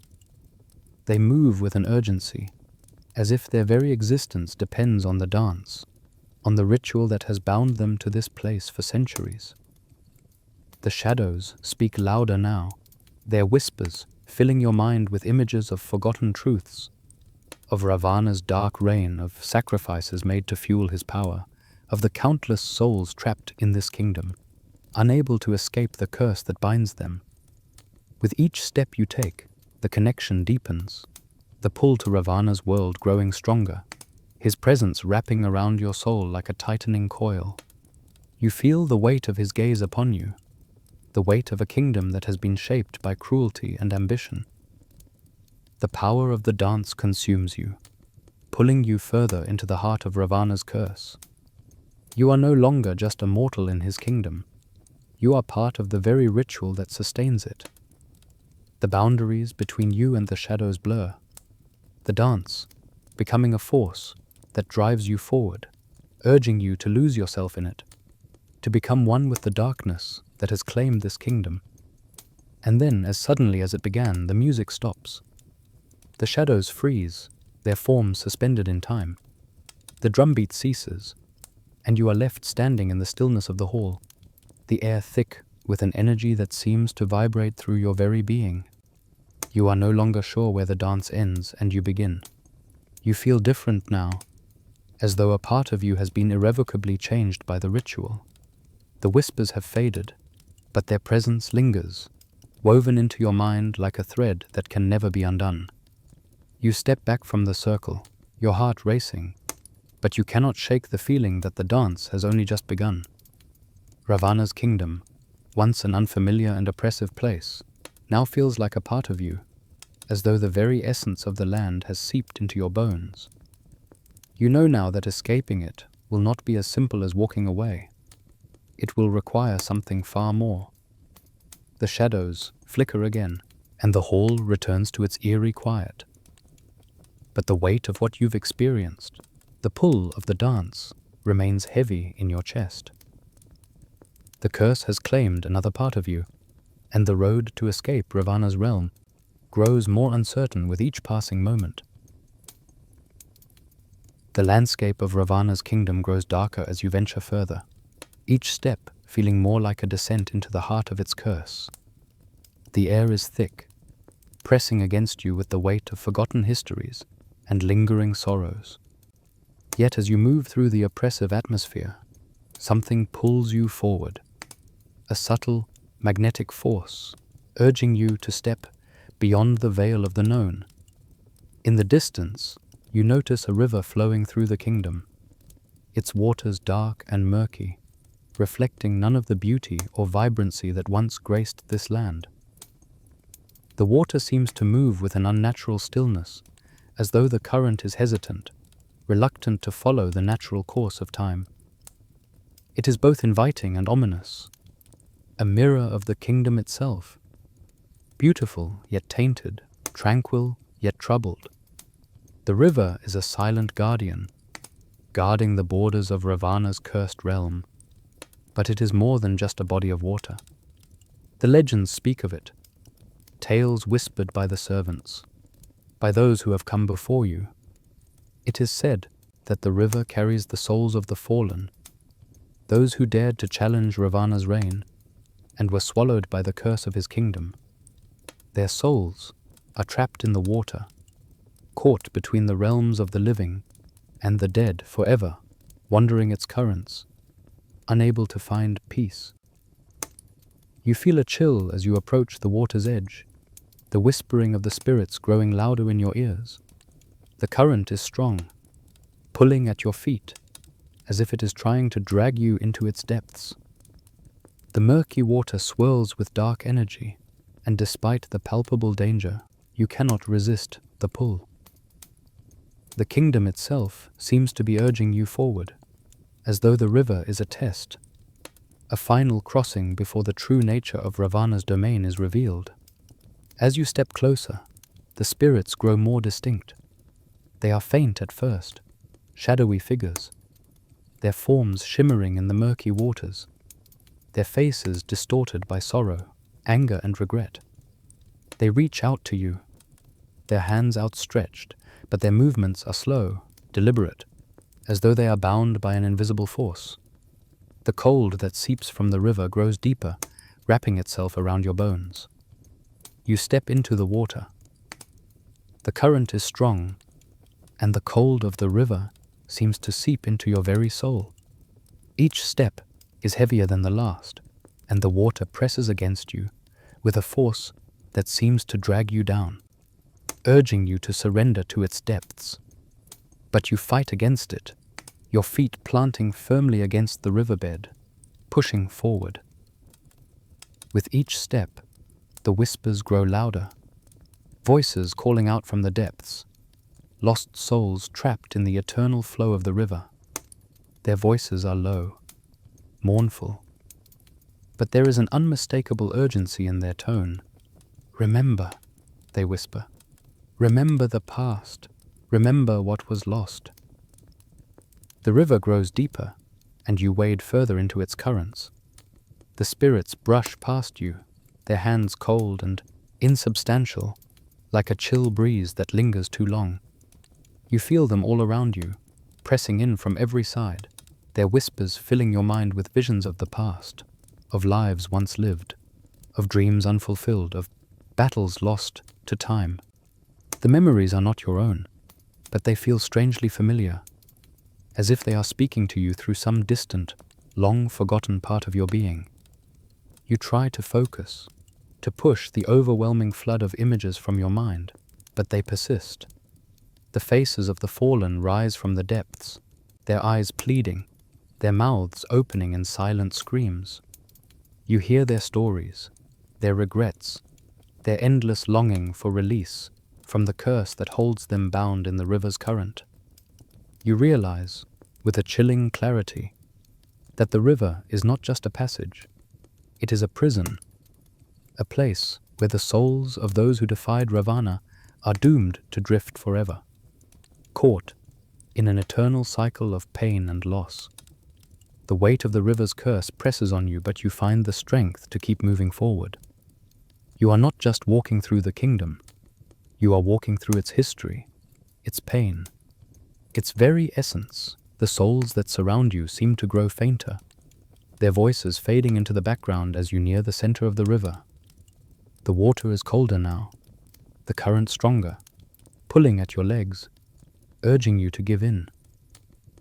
You step onto the opposite shore, the cold water lapping at your feet, and the moment you do, the whispers fade, leaving behind a haunting silence.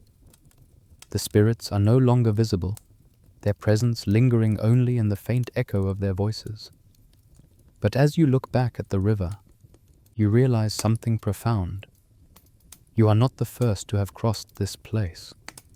Many have come before you, souls lost to the curse, seeking answers, seeking release, only to be caught in Ravana's grip, their spirits forever entwined with the land. The air grows still, and the shadows that once surrounded you begin to recede, as if the crossing has marked the beginning of something deeper, something that will alter the course of your journey. You realize, with a sinking feeling, that the river is more than just a boundary. It is a test of the soul, and you have passed it. But what does this mean? What fate awaits you now, having crossed into this ethereal space, surrounded by the spirits of the fallen? You know that Ravana's curse has claimed many before you, and you wonder if you too will be bound to the river, your soul lost forever to the forces that haunt this land. As you turn away from the river, the weight of the curse presses on your chest once more. You know that your journey is far from over, that the spirits you've encountered are only the beginning of the darkness that lies ahead. The kingdom's grip on you tightens, and the path you must walk grows ever more uncertain. The silence that fills the air is thick and heavy, as if the very kingdom holds its breath. You move forward, drawn deeper into the palace's heart, where the ancient stone halls seem to close in around you, narrowing with every step.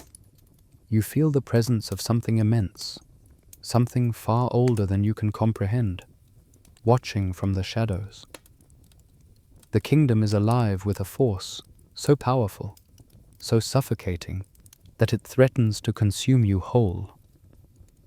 Your footsteps echo as you approach a vast, imposing doorway, one that stands in stark contrast to the beauty of the rest of the palace.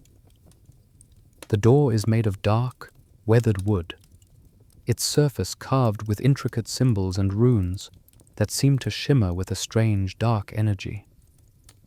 The air here is colder, and the space beyond the door feels oppressive, as though something ancient and powerful resides within. You push the door open, and as you step into the room, the sight that greets you is both awe-inspiring and terrifying. Before you stands the Hall of 10 Heads, a chamber unlike anything you've encountered in Ravana's kingdom. The walls are lined with towering stone pedestals, each one supporting a grotesque head, 10 in total, each one larger than life, carved with terrifying precision. The heads loom over you, their expressions frozen in eternal rage, sorrow, pride, and vengeance. Each head exudes a different aura, and as you move further into the hall, you can feel the weight of each one pressing against you. The air around you grows thick with an oppressive energy, a feeling that you are no longer just a visitor, but a participant in something far greater, something ancient and binding. You begin to study the heads, each one representing a different facet of Ravana's being. The first head, to your left, is contorted in an expression of pure rage. Its eyes burn with a malevolent fire, the twisted features of its face seemingly locked in an eternal snarl. The air around it hums with an energy that feels like a storm about to break, a fury that cannot be contained. The next head is one of pride. Its eyes gleam with an unsettling confidence, its lips curled into a twisted smile. This head exudes a quiet arrogance, a sense of superiority that fills the hall with an unsettling weight.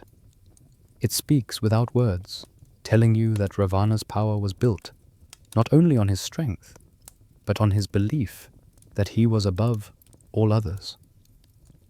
The third head is a mask of sorrow, its eyes hollow and filled with regret. The features are soft and mournful, as though it is forever weighed down by the consequences of its own actions. This head seems to weep for the kingdom, for the souls that have been lost in Ravana's pursuit of power. The sorrow it radiates is palpable, and you feel a deep sense of sadness wash over you as you gaze into its eyes. The fourth head represents vengeance, its expression twisted with hatred and a thirst for retribution. Its eyes glow red with the fire of vengeance, and you can feel the pulse of anger radiating from it, a force so primal that it makes the air feel thick with violence. This is the head that sought to destroy those who opposed Ravana, the embodiment of revenge that drove his every action. As you continue to move through the hall, you notice that each head represents another sin, another aspect of Ravana's being. Lust, greed, envy, gluttony, sloth, wrath, and so many others. Each one is a mirror of the dark forces that shaped the kingdom and Ravana's rule. The heads are not just sculptures. They are living, breathing symbols of the sins that bind Ravana's power to the very land itself. And as you walk further into the hall, you realize something else, something far more terrifying. The heads are watching you. Their eyes glow with a malevolent energy, and you feel their gaze following you with every step. It is not just the weight of their power that presses on you. It is the knowledge that each head represents a choice, a temptation, and a test of your resolve. With every step, you can feel yourself being drawn deeper into the heart of Ravana's curse. You begin to understand that each head is tied to an ancient sin, one that Ravana committed, and one that now holds sway over the entire kingdom. To face them is to confront the very essence of Ravana's power, to test your own strength and will. As you stand before the final head, the one that represents Ravana himself, the air grows still, and you feel the full weight of the kingdom's curse pressing down on you. The head is vast, its features sharp and regal, but its eyes, those eyes, are filled with an unimaginable power. They pierce through you, as if Ravana himself is staring into your very soul. You realize with a sudden clarity that this is the heart of the kingdom.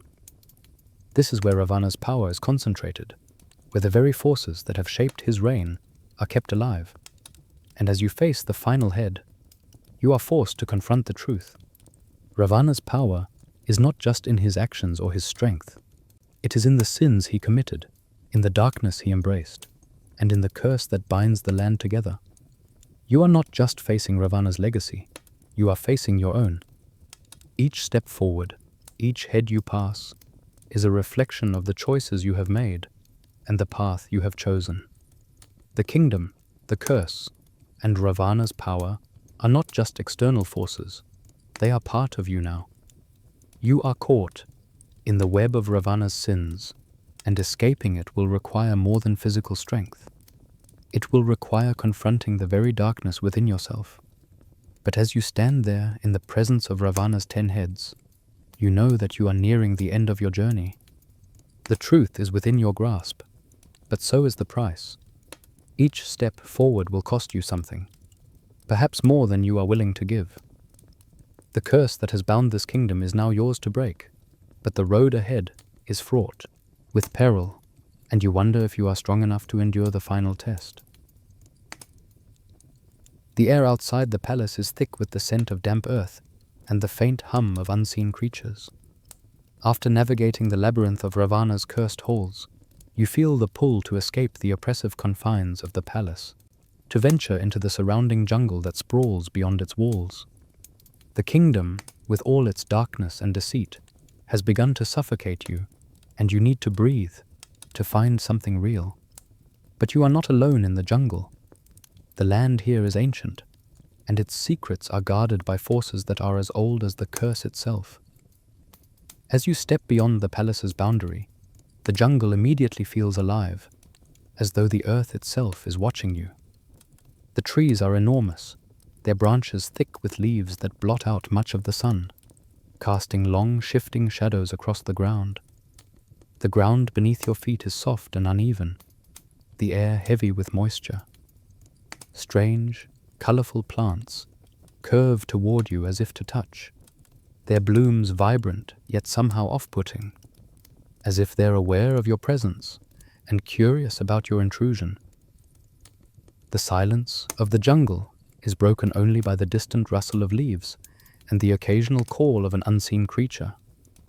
Yet, there is something unnerving about the stillness, a sense that this place is not as peaceful as it appears. Every step you take seems to echo, the pulse of your movement reverberating through the ancient trees. As you wander deeper into the forest, searching for any sign of an exit or a way to free yourself from Ravana's kingdom, you feel the oppressive weight of something more dangerous closing in. It is as though the jungle itself is alive, breathing, shifting, watching. You hear a rustle behind you, and when you turn, the forest is still, but a strange vibration runs through the earth, like the hum of a storm building on the horizon. Without warning, a massive roar echoes through the jungle.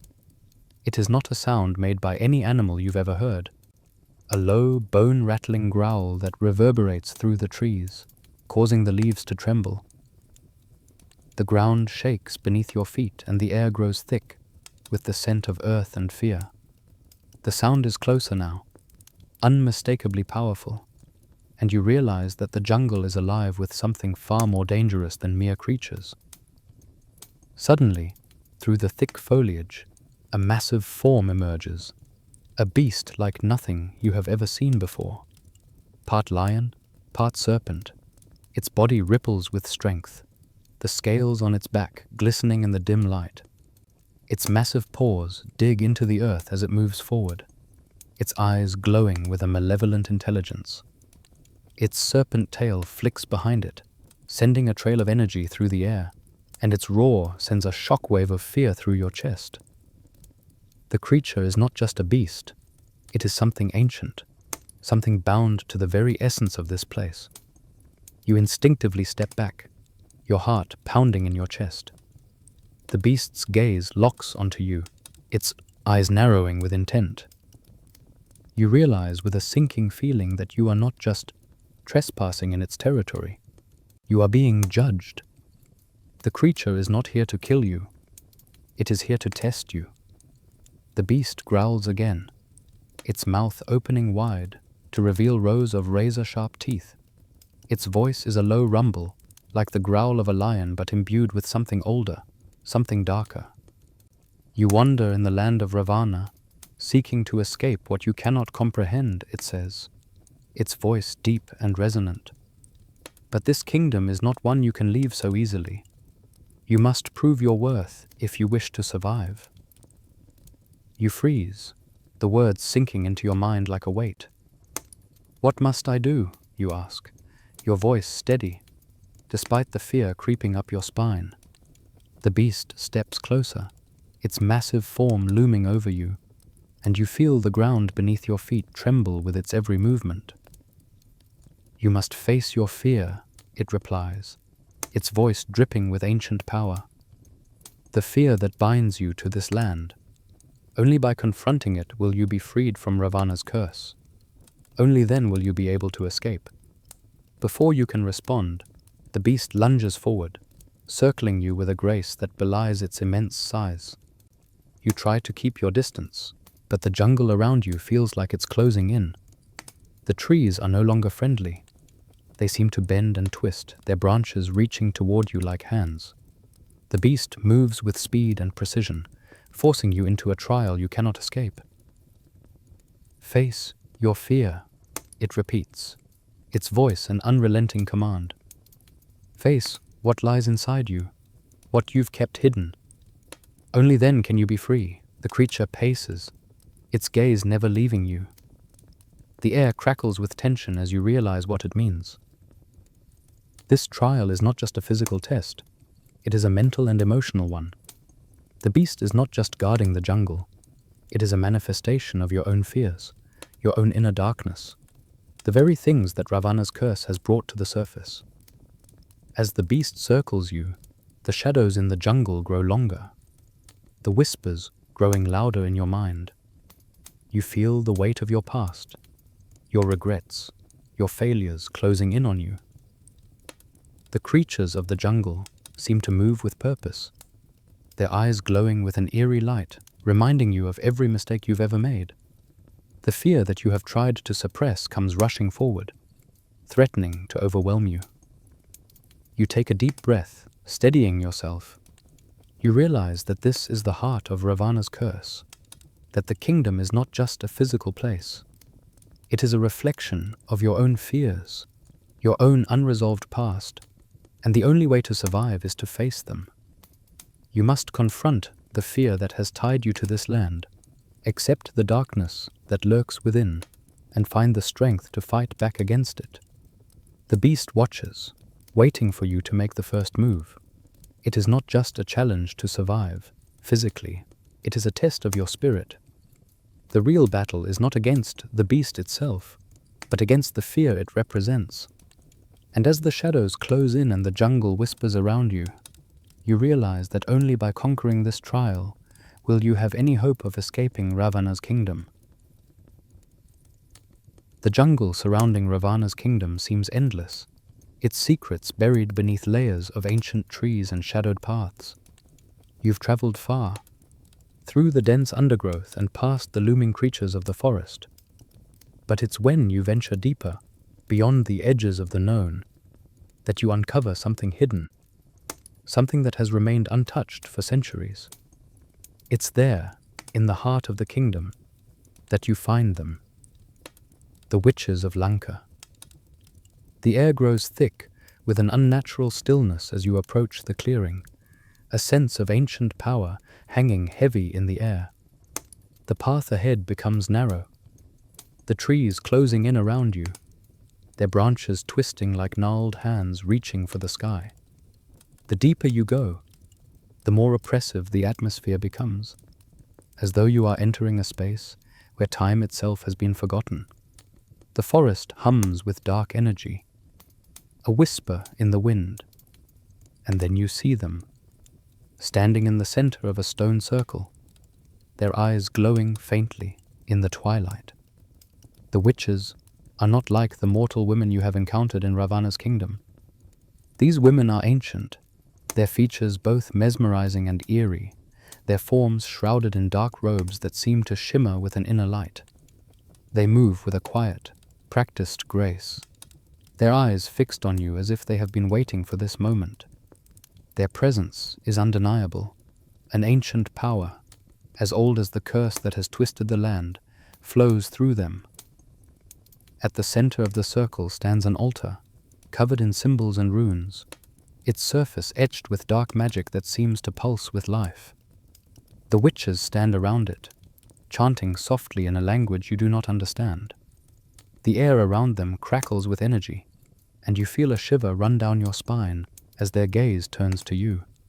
You are no longer an outsider in this space. You have been drawn here, and they know it. You seek escape, one of the witches speaks, her voice both soothing and chilling, as though it belongs to a place far removed from time itself. You seek freedom from Ravana's curse. You nod, your heart pounding in your chest. You've come so far, but the path to freedom has always seemed elusive.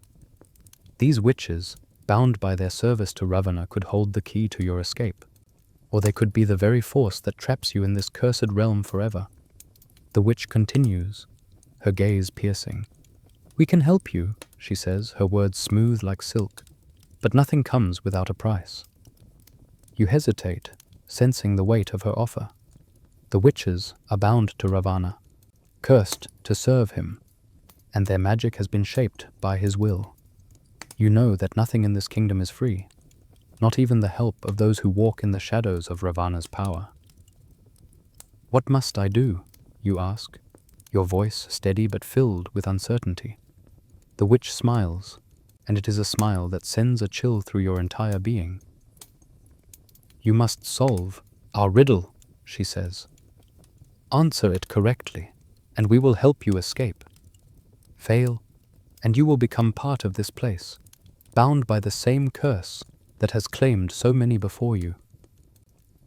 With a wave of her hand, the air around you thickens, and the other witches close their eyes, their chanting growing louder, more insistent. The world around you seems to blur, the edges of reality warping as though time itself is bending. In that moment, you realize that the witches are not just offering help. They are testing you, trying to see if you are worthy of freedom, or if you, too, will be consumed by Ravana's curse. The first witch speaks again, her voice rising over the chant. "Answer this riddle, and you will gain what you seek. I am neither born nor die, but always grow and thrive. I am not touched by time or fate, yet I shape both day and night. What am I? The question echoes in your mind, each word sinking into the depths of your soul. You think carefully, the silence growing heavier with each passing second. The witches are watching, their eyes gleaming with an unsettling hunger. As they await your answer, you search your mind for the answer, knowing that your freedom hinges on this moment. I know the answer, you say at last, your voice clear. It is the shadow. The witches fall silent. For a moment, the world seems to hold its breath, and you wonder if you have answered incorrectly, if you have failed the test. But then, the first witch steps forward, a slow smile spreading across her face. Correct, she says, her voice soft and filled with an eerie satisfaction. You have passed the first trial. A ripple of energy flows through the air, the magic thickening and swirling like smoke. The witches nod to each other, their power palpable as they begin to chant in unison. The ground beneath you trembles, and you feel a strange pull, as though their magic is sinking into your very being, intertwining with your essence. The temptation to succumb to their power is intoxicating, the whispers of the witches growing louder, their voices like a drug, offering you more power, more knowledge. But you resist. You know that their help comes at a price, one that may be too steep to pay. The dark magic of the witches is tempting, but it is tied to Ravana's curse, and you cannot afford to be consumed by it. The first witch steps closer, her eyes gleaming with an almost predatory hunger. You've done well, she says, her tone soft but laden with an unsettling promise. But there is more you must do if you wish to leave this kingdom. Our help does not come without a price, mortal. Choose wisely, for the path to freedom is paved with the bones of those who failed before you. You feel the weight of her words, and as the witches close in around you, their magic wrapping around you like chains, you know that the true test has only just begun. The price of their help may be more than you are willing to pay, and the temptation to give in is greater than ever. As the sun sinks below the horizon, a sense of unease settles over Ravana's kingdom. The transition from day to night should be a comforting ritual, a natural ebb and flow of time, but here, in the heart of the cursed land, it feels different, unnatural. The air grows heavier as dusk descends, but there is no relief. The stars that begin to twinkle in the sky don't follow the usual patterns. They are arranged in constellations you've never seen, as though they too are caught in the web of Ravana's curse. And then, there is the moon. The moon hangs in the sky, unmoving, its pale light casting a strange glow over the kingdom. It should be moving, should be following its natural course across the heavens, but it remains suspended, frozen in the same place. You feel its gaze upon you, cold, unyielding, like the eye of some forgotten god watching from above. It is the only constant in this land of chaos, and it serves as a chilling reminder that time here is not as it should be. The darkness falls with a slow, oppressive weight, but it is not like any night you have ever known. It is as if the night itself has become stretched, warped, as if the kingdom is trapped in an endless twilight. The shadows stretch farther than they should, twisting unnaturally across the land. The air is thick, and the world seems to slow, the sounds of the kingdom muffled as though wrapped in a dream-like haze. You move through the streets, but the passage of time has lost all meaning. You don't know how long you've been walking, hours, days. The sensation of time slipping away is disorienting, and you can't help but feel the weight of it pressing against your mind. The kingdom is no longer a place of refuge or discovery. It is a place of confusion, where the days bleed into each other, and the night never truly ends. You wonder, for the briefest moment, if you are trapped in some kind of timeless limbo, stuck in the curse that Ravana himself has woven into the fabric of this realm. The longer you stay, the more unsettling it becomes. The very air feels thick, with the weight of forgotten time, the slow, creeping sensation of being swallowed whole by the darkness. The kingdom seems to change around you. Buildings that once appeared familiar now seem strange, their edges blurring as though reality itself is beginning to unravel. Every corner you turn feels like you've been there before, every street and path seeming to loop back on itself, as though you're walking in circles. It's then that you hear it, a soft sound, like a whisper carried on the wind. You stop, straining your ears, but the wind is still, the night silent. The sound comes again, faint but clear, a voice calling to you from the depths of the darkness. You turn, and standing before you, bathed in the soft, eerie glow of the moon, is a figure. Their form is indistinct, cloaked in shadow, and their face is obscured, their features hidden beneath a hood. They move toward you with a slow, deliberate grace, their presence both calming and unsettling. Their eyes, though hidden, seem to pierce through you, as if they can see into the very core of your being. You seek to break the curse, the figure says, their voice low and melodic, yet heavy with a strange sorrow. But you have entered a land where time has no master. The night here is eternal, and with it comes madness. The words send a chill down your spine. You try to speak, but your voice is lost in the weight of the silence that hangs between you. The figure takes another step closer, and their presence seems to grow, filling the space around you with an unearthly stillness. Ravana's curse is not only a curse of the body, the figure continues, their tone both grave and cryptic. It is a curse of time itself. And as time stretches on, so too does the darkness. You are trapped in the endless night, bound by the same curse that has consumed this kingdom for centuries. The figure's words echo in your mind, their meaning sinking in like a stone dropped into water. The endless twilight you've been trapped in is not just an effect of Ravana's reign.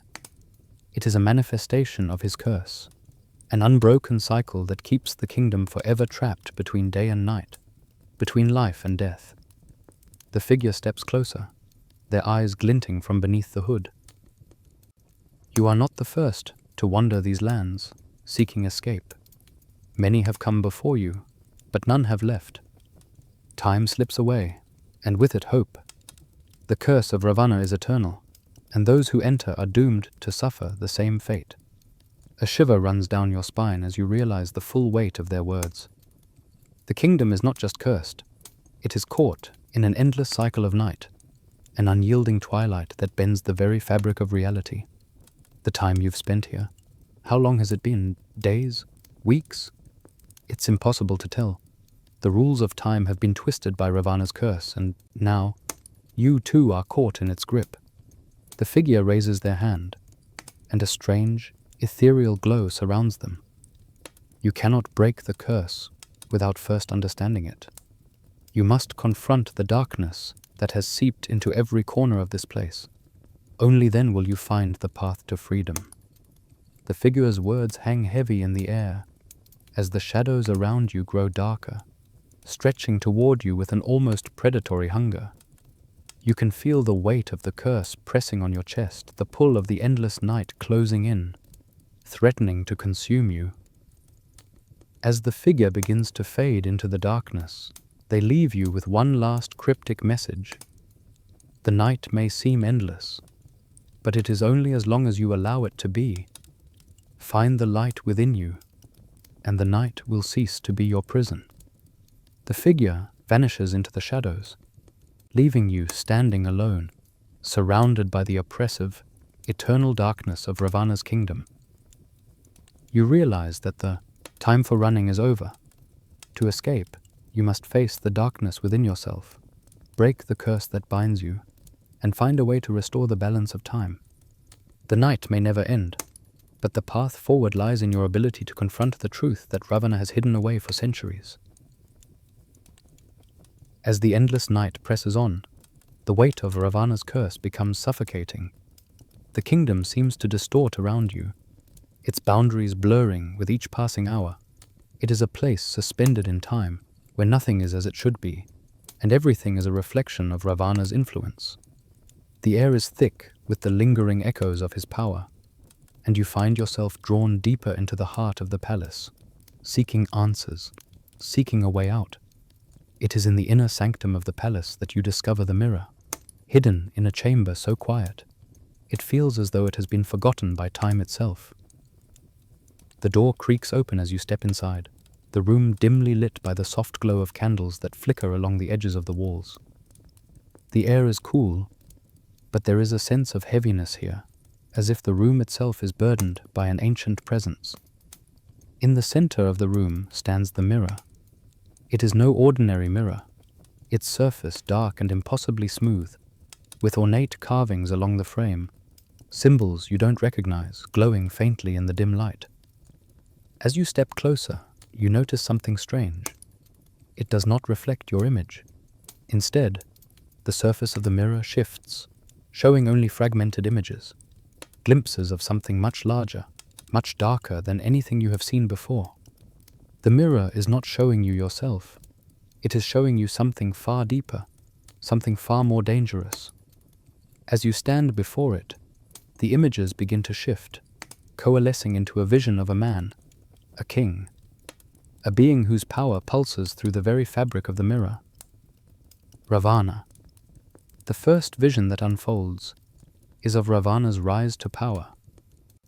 You see him, not as the tyrant you have come to know, but as a younger, ambitious figure, standing before his followers, his eyes burning with the fire of conquest. You watch as he wages war across the land, each victory feeding his insatiable hunger for power. The kingdom grows under his rule, his influence stretching far and wide. But you also see the cost of his ambition, the lives lost, the destruction wrought in his wake. The mirror shifts again, and you are taken to a darker time in Ravana's life.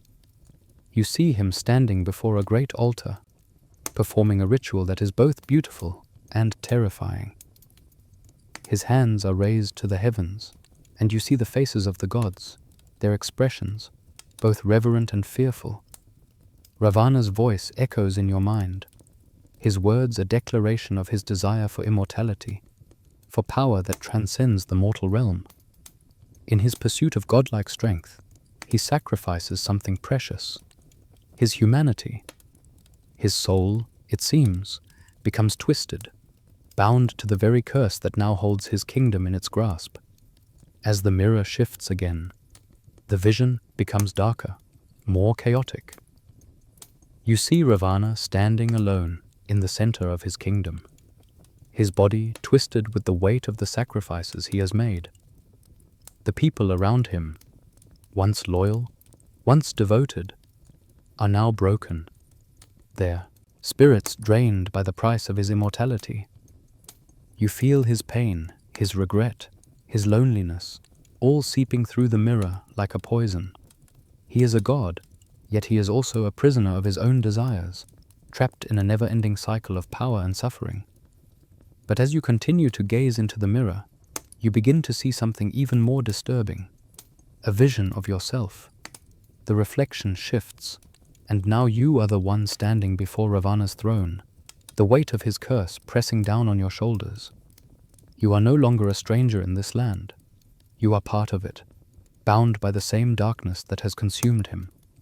You see yourself, twisted and broken, caught between your own desires and the inevitable pull of Ravana's power.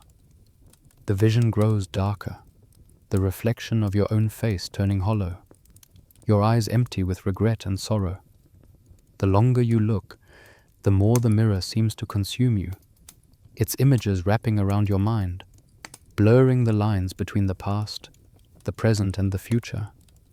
You see yourself, not as the person you are now, but as a shadow of what Ravana has become. The fear, the ambition, the desire for power, all of it is laid bare before you. The curse that has claimed Ravana is now claiming you, and you realize that if you remain in this kingdom, you too will be bound to it, trapped in the same cycle of darkness and regret. The whispers grow louder, the voices of the mirror speaking directly to you. This is your future, they say. This is what awaits you if you do not break free. The same path that Ravana walked, the same mistakes, the same price. Power comes at a cost you cannot escape. You step back from the mirror, your breath coming in shallow gasps. The vision fades, leaving only your reflection staring back at you, still and silent. But the image of Ravana's soul lingers in your mind, like a shadow that refuses to leave. You realize that the mirror has shown you something far more than Ravana's past. It has shown you the path that lies ahead, if you do not break free from the curse. It is not just Ravana's power you must face. It is the power within yourself, the temptation to succumb to the same desires that led him down this dark road. As you turn away from the mirror, the weight of the vision presses down on you, the truth of what you have seen settling in your chest like a heavy stone. The mirror has offered you insight into Ravana's weaknesses, but it has also revealed your own. The question now is whether you will choose the same path, or whether you can resist the darkness that calls to you. The kingdom is watching. The mirror has shown you the cost of Ravana's power, but it has also shown you that the curse is not just his. It is a part of you now. The choice is yours to make, to confront the darkness or to let it consume you. The road ahead is uncertain, but one thing is clear. There is no turning back. You find yourself standing before the entrance of the grandest chamber in all of Ravana's kingdom, the throne room. It looms ahead like a dark, inevitable force, its vast, imposing doors carved from obsidian, their edges decorated with intricate patterns that seem to shimmer and shift in the dim light. The air around you grows heavier with every step, thick with the oppressive weight of something ancient and powerful. It is as if the very palace itself holds its breath, waiting for you to enter. As you push the doors open, the throne room reveals itself in all its terrifying glory. The sheer size of the chamber takes your breath away. The ceiling stretches upward into the darkness, supported by massive columns adorned with golden relics from Ravana's reign, each one a reminder of his godlike power, each one a testament to the cost of his ambition. The walls are lined with treasures, golden artifacts, jewels, that glimmer with an unnatural light, and weapons forged in fire and blood. It is a room of unimaginable wealth, but it is also a room of doom, a room built upon the bones of those who once worshipped Ravana, and now remain imprisoned by his curse. At the center of the room stands Ravana's throne, a massive structure of black stone and gold. It is the seat of his dominion, the source of his power. But it is not empty. Ravana is there, still seated upon his throne, his presence looming over the room like a dark cloud. His 10 heads, each representing a different facet of his being, turn slowly to face you, their eyes glowing with malevolent energy. The air in the room crackles with his power, palpable and unnerving. You feel the weight of his gaze, his all-seeing eyes piercing through you, reading you, judging you. Time seems to warp in his presence. The seconds stretch out into eternities, and you lose track of whether you've been standing there for minutes or hours. The throne room, once a symbol of authority, now feels like a cage, and you are caught in its grip. Ravana's eyes narrow as he looks at you, a slow, predatory smile spreading across his many faces. "You've come far," he says, his voice echoing in the vast chamber, each word laced with power. "You've walked through the darkness, and now here you stand before me, the fool who seeks to defy my kingdom." You stand frozen, the weight of the moment pressing heavily on your chest. This is the culmination of your journey, the point of no return. Ravana's gaze burns into you, a reminder of the curse that has claimed this land and now seeks to claim you as well. His presence is overwhelming, suffocating, and you begin to feel the very walls of the throne room closing in, warping around you as if the room itself is alive, bending under the pressure of his power. Your mind races. Should you confront him now? Should you try to break his power, to defeat him once and for all? Or should you continue searching for a way to escape, to find some hidden exit, some crack in Ravana's hold that will allow you to slip away unnoticed? But deep down, you know that the only way out is through him. Ravana is the source of the curse, the one who has bound this kingdom in eternal darkness. To leave this place, to escape his dominion, you must face him directly. But the cost of such a confrontation weighs heavily on your heart. To challenge him is to risk everything, to risk your very soul. If you are not strong enough, if you falter in this moment, Ravana's curse will claim you, just as it has claimed countless others before you. The room seems to stretch and bend as time loses its meaning. The air grows thick with the power of Ravana's gaze, his presence invading every part of your being. It is as though you are caught in the very fabric of his curse, unable to escape his pull. You feel his power tugging at your mind, urging you to submit, to bow before him, to accept your fate and become part of his kingdom forever. But you fight it, pulling yourself together, standing tall in the face of the overwhelming presence before you. The decision is clear now. You cannot escape Ravana's kingdom without confronting him. The time for hesitation has passed.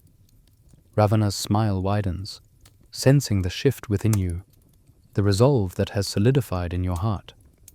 He leans forward on his throne, his 10 heads moving in unison, eyes locked onto you with a mix of curiosity and amusement.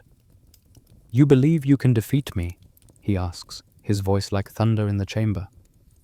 "You who are nothing more than a fleeting mortal? You think you can break the curse that has consumed this land for centuries?" His words reverberate through your very being, but you stand firm. The weight of his curse may have crushed others, but it will not crush you.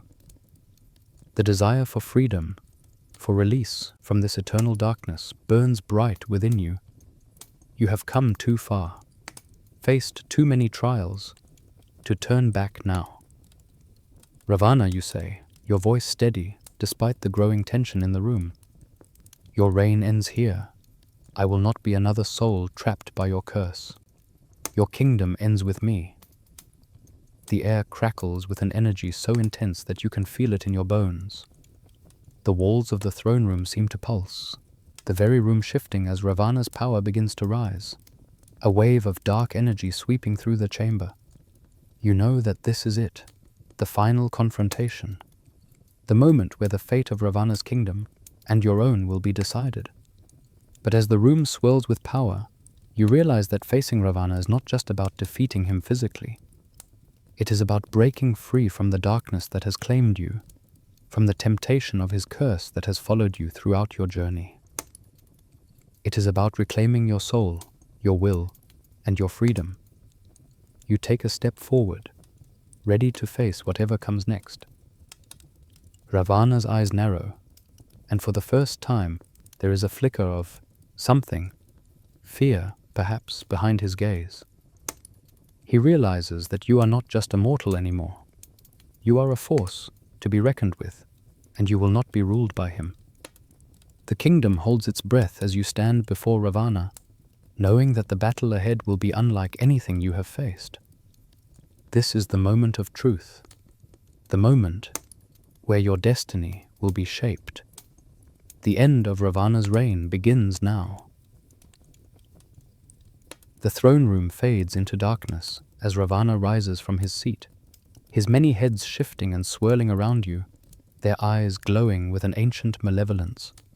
The air in the room grows thick with power, each breath you take seeming to carry the weight of the entire kingdom. You stand unwavering in the presence of the demon king, but as the tension mounts, you realize that this confrontation is not yet over. Ravana's voice rings out, filled with dark amusement. "You have come far," he declares, his voice echoing in the vast throne room. But you are not yet free. You are nothing but a mortal, and there are still parts of you that are bound by the curse that has claimed this land. So I offer you one final trial. You brace yourself, the hairs on the back of your neck standing on end. You have faced so much already. The jungle, the labyrinth of your own mind, the trials of strength, and the temptation of power. But this is something different. Ravana's grin widens, revealing the sharp teeth that seem to gleam with malice. You must prove your worth, he says. You will face your deepest fears, your regrets, your mistakes. You will enter the labyrinth of shadows, a place where the past is never truly gone, and the shadows of your soul wait to devour you. Only by confronting them will you truly prove that you are worthy of escaping my kingdom. The words hit you like a physical blow. The labyrinth of shadows, a maze of twisted paths and shifting walls, where nothing is as it seems. A place where your darkest fears, the memories you've buried deep within, will come to life to torment you. It is not just a test of strength. It is a test of your very mind, your sanity. Ravana gestures toward the far wall of the throne room, and the stone begins to move. The palace itself seems to shift as the walls crack and split open, revealing a dark, foreboding passageway. The air grows cold, and the shadows deep within the labyrinth seem to beckon you forward, a promise of something terrible, something that you cannot escape.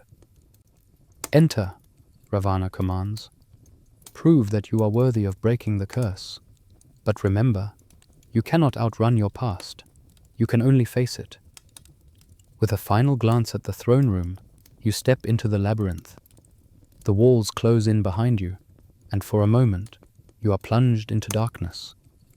A soft, eerie glow begins to illuminate the winding paths ahead, casting long shadows that stretch across the cold stone floor. The labyrinth seems to pulse, alive with the same dark energy that fills Ravana's kingdom.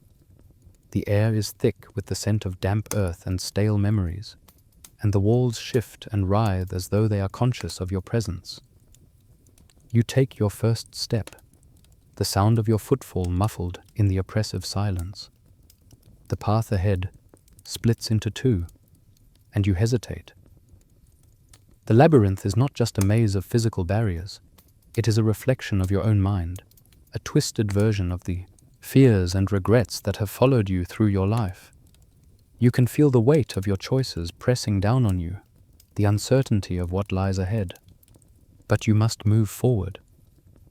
As you venture deeper into the labyrinth, the walls begin to shift and change, twisting before your eyes. The path you walk seems to twist in on itself, forcing you to retrace your steps. You begin to hear whispers, low, insistent voices that echo from the shadows. Their words indistinct, but full of pain and regret. They seem to be calling to you, pulling you in different directions, urging you to turn back. The shadows shift again, and suddenly, you are no longer alone. Figures begin to emerge from the dark, twisted apparitions of your past. Faces you recognize, faces you wish you could forget. Your family, friends, faces that have long since disappeared from your life, each one etched with expressions of disappointment, anger, and sorrow.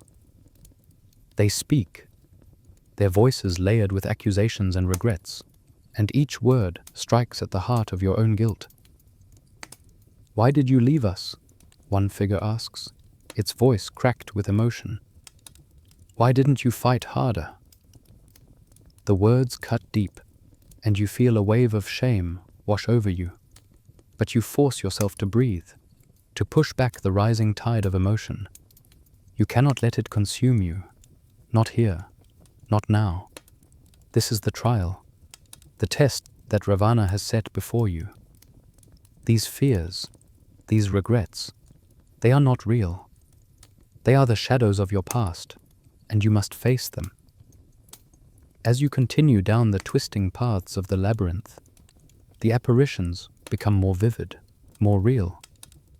They surround you, closing in, their voices growing louder, the weight of their accusations growing heavier. You begin to see the mistakes of your past, your failures, the opportunities you missed, the times you chose the wrong path, and the guilt that has followed you ever since. Each step forward feels like an eternity, and the temptation to stop, to give in to the overwhelming flood of emotion is strong. But you keep moving. You face each apparition, each ghost of your past, and you stand firm. The walls of the labyrinth shift again, and you find yourself in a place you recognize, a memory, long buried. The scene before you unfolds, the moment when you made the choice that changed everything, the moment when your fear of failure led you to turn away from the path you should have taken. The memory is vivid, painfully so, and you feel the weight of your regret bearing down on you once more. But this time, you do not falter. You breathe in deeply, grounding yourself in the present. You acknowledge your past mistakes, your fears, but you do not let them define you. You push forward, determined to break free from the labyrinth, determined to face the darkness without letting it consume you. The maze begins to shift once more, the walls slowly receding, the weight of the shadows lifting. You realize that the trial was never about defeating the labyrinth. It was about confronting your own fears and accepting the past without letting it control your future. You are stronger now, more determined than ever to escape Ravana's kingdom, to break free from the curse that has bound you. The path ahead clears, and you step forward, knowing that the trial is over, but the journey is far from finished. The darkness has not claimed you. You have faced your deepest fears, and you are still standing. The labyrinth stretches before you, its twisting paths and shifting walls finally coming to an end. The whispers of your past grow quieter now, fading into the recesses of your mind as the shadows that have clung to your soul begin to recede. With each step you take, you feel lighter, as though the weight of Ravana's curse is finally starting to lift. But the calm is fleeting, and deep within the heart of the labyrinth, you know that the final trial awaits. As you reach the center of the maze, the air grows thick once more, heavy with the power of something ancient. The temperature drops, and the very ground beneath you seems to tremble, as though it recognizes what is about to unfold. A dark presence fills the space, and before you can prepare, he appears. Ravana. He stands before you, a towering figure of darkness, his 10 heads turning in unison to regard you with an all-knowing gaze. The weight of his presence presses against your chest, his very essence filling the room with a suffocating power. The labyrinth, once an oppressive force, now seems to bend around him, as though this place was created to house him, to trap souls like yours. And now, after all you've endured, after everything you've fought for, you stand before him once again. You've come far, Ravana's voice rumbles, the deep timbre of it reverberating through the walls. I must admit, I am impressed. Few have managed to survive the trials of my kingdom, let alone reach the heart of the labyrinth. But you are not yet free. His eyes gleam with dark amusement as he steps closer, his gaze never leaving yours. The tension in the air is palpable, thick with the weight of a decision you know is coming, one that will determine your fate. I offer you a choice, Ravana continues, his voice laced with both charm and menace. You may join me, become a ruler in my kingdom, and share in the immortality that I have fought for. You will have power beyond your wildest dreams, the ability to shape the kingdom as you see fit. Together, we can rule this land, an eternal reign free from the limitations of mortality. I will give you dominion over all, if you will only bow before me." The words hang in the air like a promise, but the temptation feels hollow. Ravana's power is intoxicating. Immortality, control, and an existence without the constraints of time. The very idea of ruling alongside him stirs something deep within you, a dangerous longing. Power is alluring, and Ravana's offer seems to call to that primal part of you, the part that craves dominance, that desires control over your own fate. But as the darkness presses in, you feel the weight of his gaze, the weight of the curse that follows in his wake. You know the price of his offer, the price of his power. You've seen it in the haunted eyes of those who serve him, in the broken souls that wander the kingdom, bound to him forever. You have felt the pull of his curse at every step, the weight of the choices you've made, and you know that to accept his offer would be to surrender yourself completely to the darkness. Ravana's smile widens as he watches your internal struggle. He knows that the choice before you is excruciating, that the power he offers is tempting, but he does not seem concerned. He has seen countless souls fall before him, tempted by the allure of immortality, and he believes you will be no different. But then, as the realization settles within you, something shifts in the air. The temptation loses its strength. You've been through too much, fought too hard, to let yourself be consumed by the very curse you've been battling against. Ravana's power is an illusion, a trap designed to break those who dare to defy him, and you will not be one of them. "I will not bow to you," you say, your voice steady despite the overwhelming power that Ravana exudes. Your kingdom, your power, it is built on a foundation of lies and darkness. "I will not be your pawn." Ravana's expression darkens, his 10 heads shifting slightly, each face betraying a different emotion: anger, disbelief, frustration. But he does not lash out. Instead, his voice grows colder, more venomous. "You think you can escape me?" Ravana sneers. "You think you can walk away from this kingdom, from this curse, as though it has no hold over you? You are mine, just as all who enter this land are mine. There is no escape from what I have created." You meet his gaze without flinching. "I will not remain in your kingdom. I will not be part of your curse. Your power is nothing more than chains, and I will break free from them." Ravana steps closer, his presence filling the space, his 10 eyes narrowing with contempt. "Then you will face the price of your defiance. Your fate is already sealed. If you will not join me, then you will join the others, the souls who roam this kingdom, cursed to wander for eternity." As Ravana's words ring in your ears, something shifts within you, a sudden clarity, as though the weight of his curse is no longer a threat but a challenge. You understand now that escaping this kingdom does not require power, does not require dominion over others. It requires a willingness to sacrifice everything: the promise of power, the lure of immortality. It requires you to let go of the very things that Ravana has used to bind you. The cost of freedom is great. It always has been. And as Ravana stands before you, his final offer lingering in the air, you realize that the true choice is not between his power or his punishment. The true choice is whether you are willing to sacrifice everything you are for the chance to break free, for the chance to escape his curse and reclaim your soul. The final decision looms, and you know what you must do. The very earth beneath your feet begins to tremble. The air that once felt heavy with Ravana's power now shudders, crackling with the energy of something unraveling. You feel it in your bones. The kingdom is collapsing.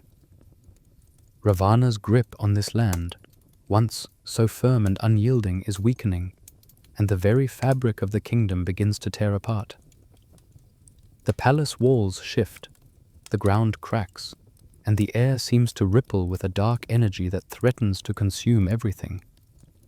You take a deep breath, your heart pounding in your chest. You've made the decision. There is no turning back now. Ravana's kingdom, with all its power and curse, is no longer your prison. But even as you turn to flee, you realize that the dangers are far from over. The escape is not just a physical race. It is a battle against the very forces that have held you captive, a test of your resolve to break free from the chains Ravana has bound you with. The sound of howling winds fills the air as you make your way through the crumbling palace. The grand halls that once stood tall and imposing are now cracking, the stone groaning as if the kingdom itself is screaming in defiance. The dark creatures of Ravana's kingdom, once merely a distant threat, are now hunting you. Their eyes gleam with the unholy light of the curse, their forms shifting in the shadows, always just a step behind. As you run through the labyrinthine corridors, you feel the walls close in, the space around you warping, shifting, as if the very land is fighting to keep you within its grasp. The creatures of the dark, part beast, part shadow, charge at you from every direction, their roars echoing in the halls like the growls of hungry predators. You can hear their footsteps behind you, feel the heat of their breath on your skin as they close in. But you push forward, driven by the one thing that now fuels you: survival. You dodge through the narrowing paths, your body moving on instinct, your mind focused on the one goal: to escape. You have come too far to let Ravana's curse claim you now. Too many trials faced, too many battles fought, to let this be the end. Your heart races, but your determination pushes you on, one foot in front of the other, even as the kingdom crumbles around you. As you run, the shadows seem to stretch, the walls closing in, and for a moment, you question whether you will ever reach the edge of the kingdom, whether the path to freedom truly exists.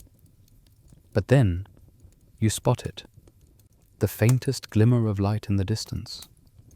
It is so far away, yet it calls to you, offering a glimpse of hope in the endless darkness.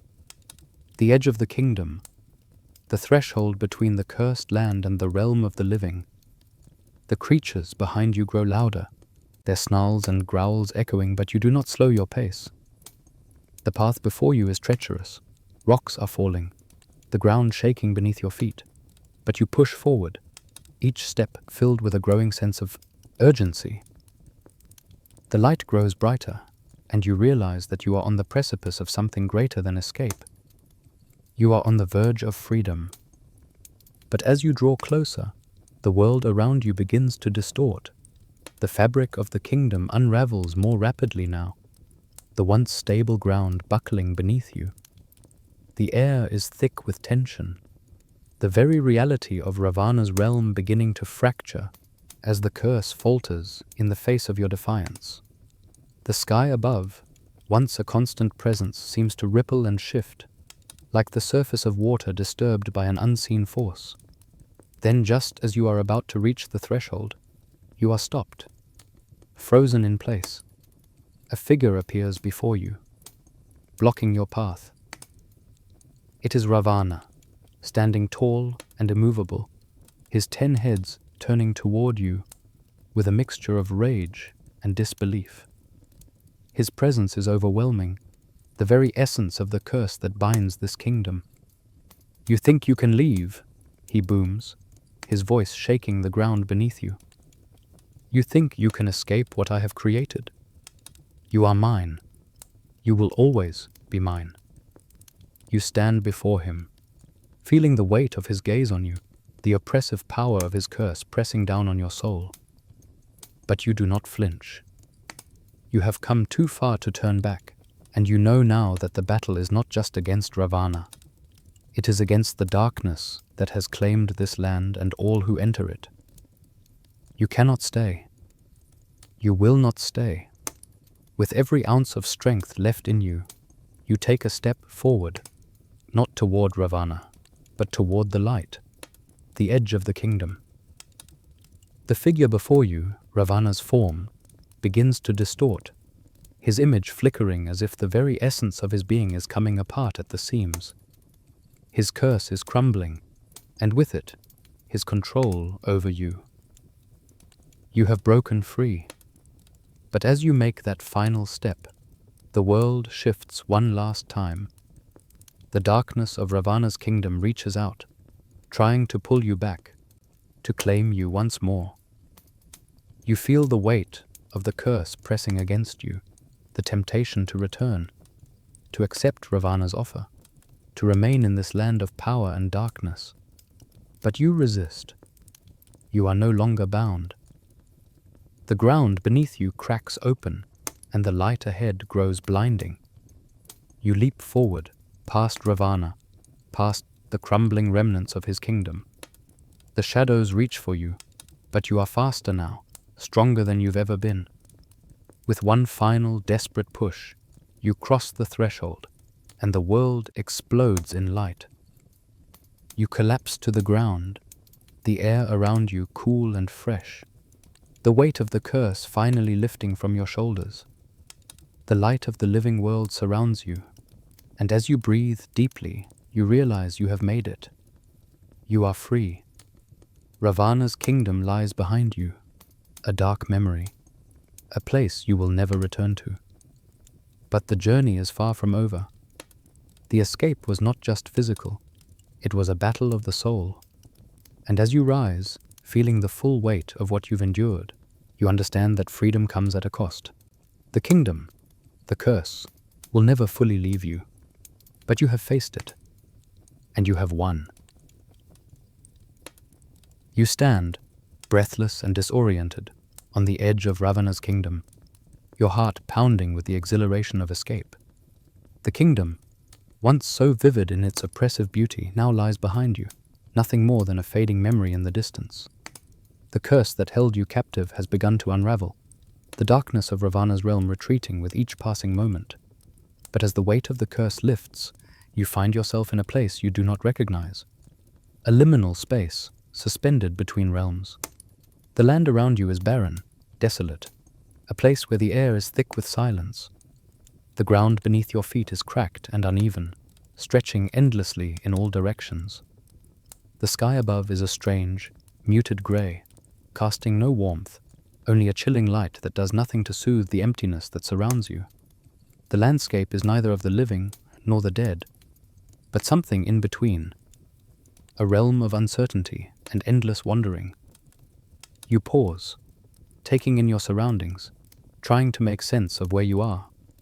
The echoes of your footsteps are swallowed by the vast emptiness, and you wonder if this is what awaits all those who escape Ravana's kingdom. This barren, unfeeling space where time does not exist, and the world has no clear direction. The path ahead is unclear, a stretch of nothingness that leads to nowhere. For a moment, you feel as though you have stepped into a void, caught between the afterlife and the world of the living. But then you hear them, the voices. They are faint at first, carried by the wind like a distant murmur. You strain your ears, trying to make out their words. The voices grow louder, clearer, and you realize that they are not just whispers. They are the spirits of those who fell victim to Ravana's curse. They surround you, their presence almost tangible, like a cold wind brushing past your skin. Their voices are filled with sorrow, regret, and longing. Move on, they whisper, their words echoing through the desolate landscape. Do not stay. You must not linger here. This is not where you belong. You turn, searching for the source of the voices, but there is no one in sight. The spirits are not visible, but you can feel them, their presence pressing in on you, urging you forward. You feel their pain, their unfulfilled desires, their endless yearning for release from the curse that has bound them. It is as though they, too, are trapped in this in-between space, unable to move on until they are freed. But you realize with a shiver that these spirits are not the only ones who linger. As you take another step, a cold realization settles in the pit of your stomach. The curse of Ravana has followed you. You may have escaped his kingdom, but his grasp is far-reaching. The darkness of the realm, the weight of his influence has seeped into your very soul. You can feel it, an insidious presence, lingering just beneath the surface, threatening to pull you back into the shadows. You take another step, and the voices grow louder still, their words blending together in a frantic chorus. You cannot escape it.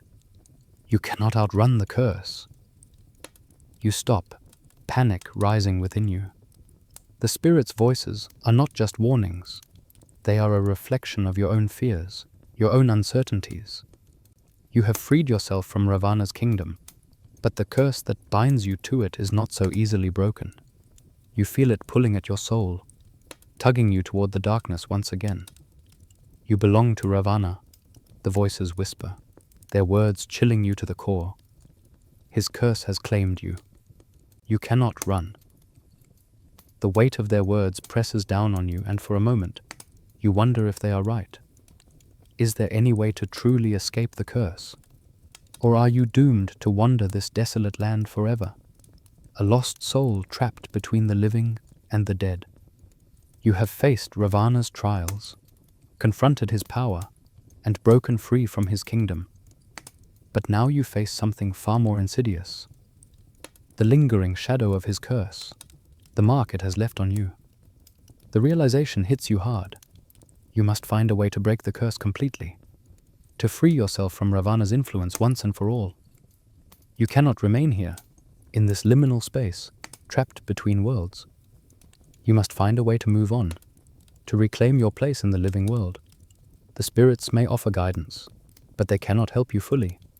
This is a journey you must take alone. With renewed determination, you begin to walk. The path ahead is still uncertain, but you know that it is the only way forward. The spirits continue to whisper around you, their voices a constant reminder of the price of Ravana's curse. But you do not stop. You cannot. As you move through the desolate landscape, the cold grip of Ravana's curse begins to loosen. The voices grow quieter, their calls fading into the distance, until they are nothing more than an echo. You do not look back. You cannot afford to. You know now that the journey to freedom is not just a physical escape. It is a journey of the soul.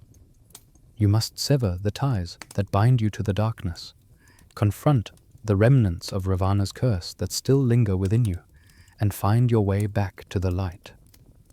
The land around you begins to shift, the grey sky brightening ever so slightly. There is hope on the horizon, and though the road ahead is long and fraught with uncertainty, you know that you have already taken the first step. You are no longer a prisoner of Ravana's kingdom. You are free, and with that you begin your journey beyond, into a future that you will shape with your own hands. The journey through the desolate land seems endless, each step heavier than the last. The weight of Ravana's curse lingers still, pressing against your chest, tugging at the threads of your soul. But as you continue forward, there is a shift, a subtle change in the air.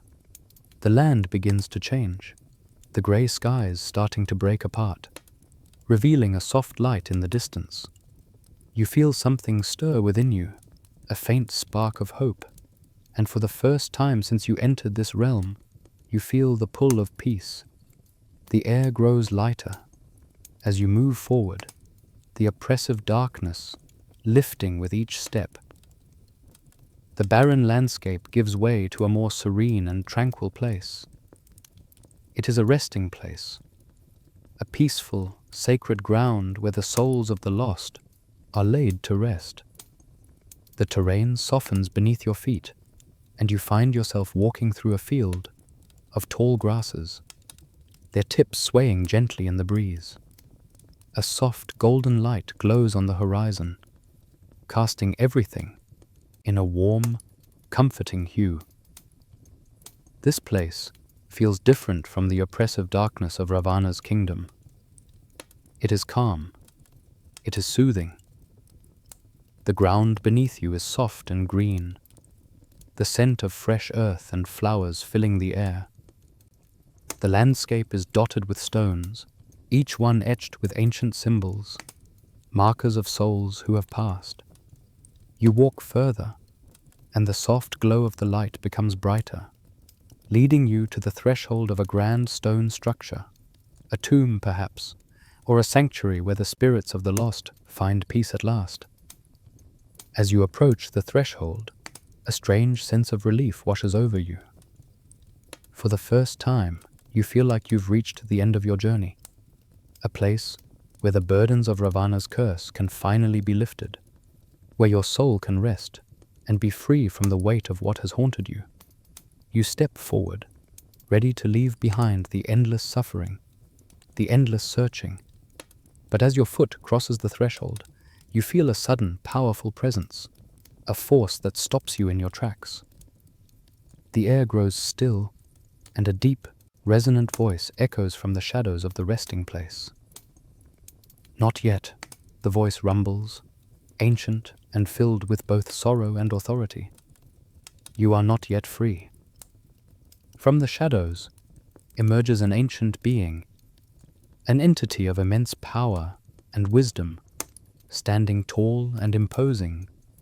Its form is obscured, shifting like a mirage, but you can feel its presence wrapping around you, an unyielding force.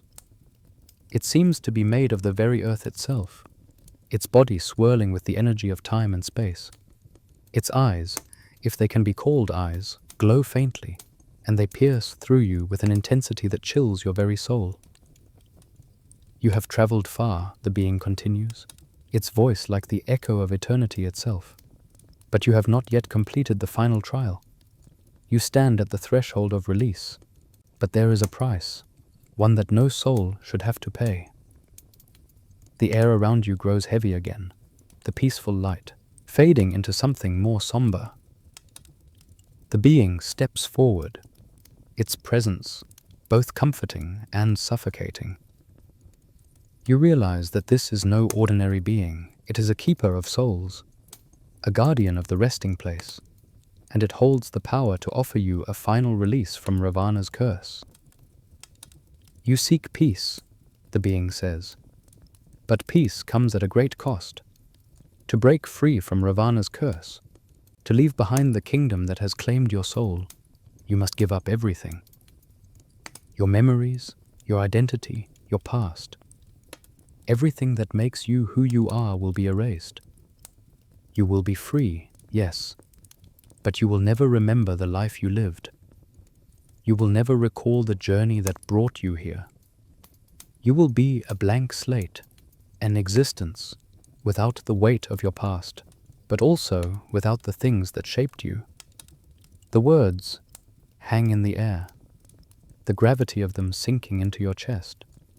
The being's offer is tempting, an end to the torment, a release from the curse that has bound you for so long. But as you stand before it, you realize the true cost.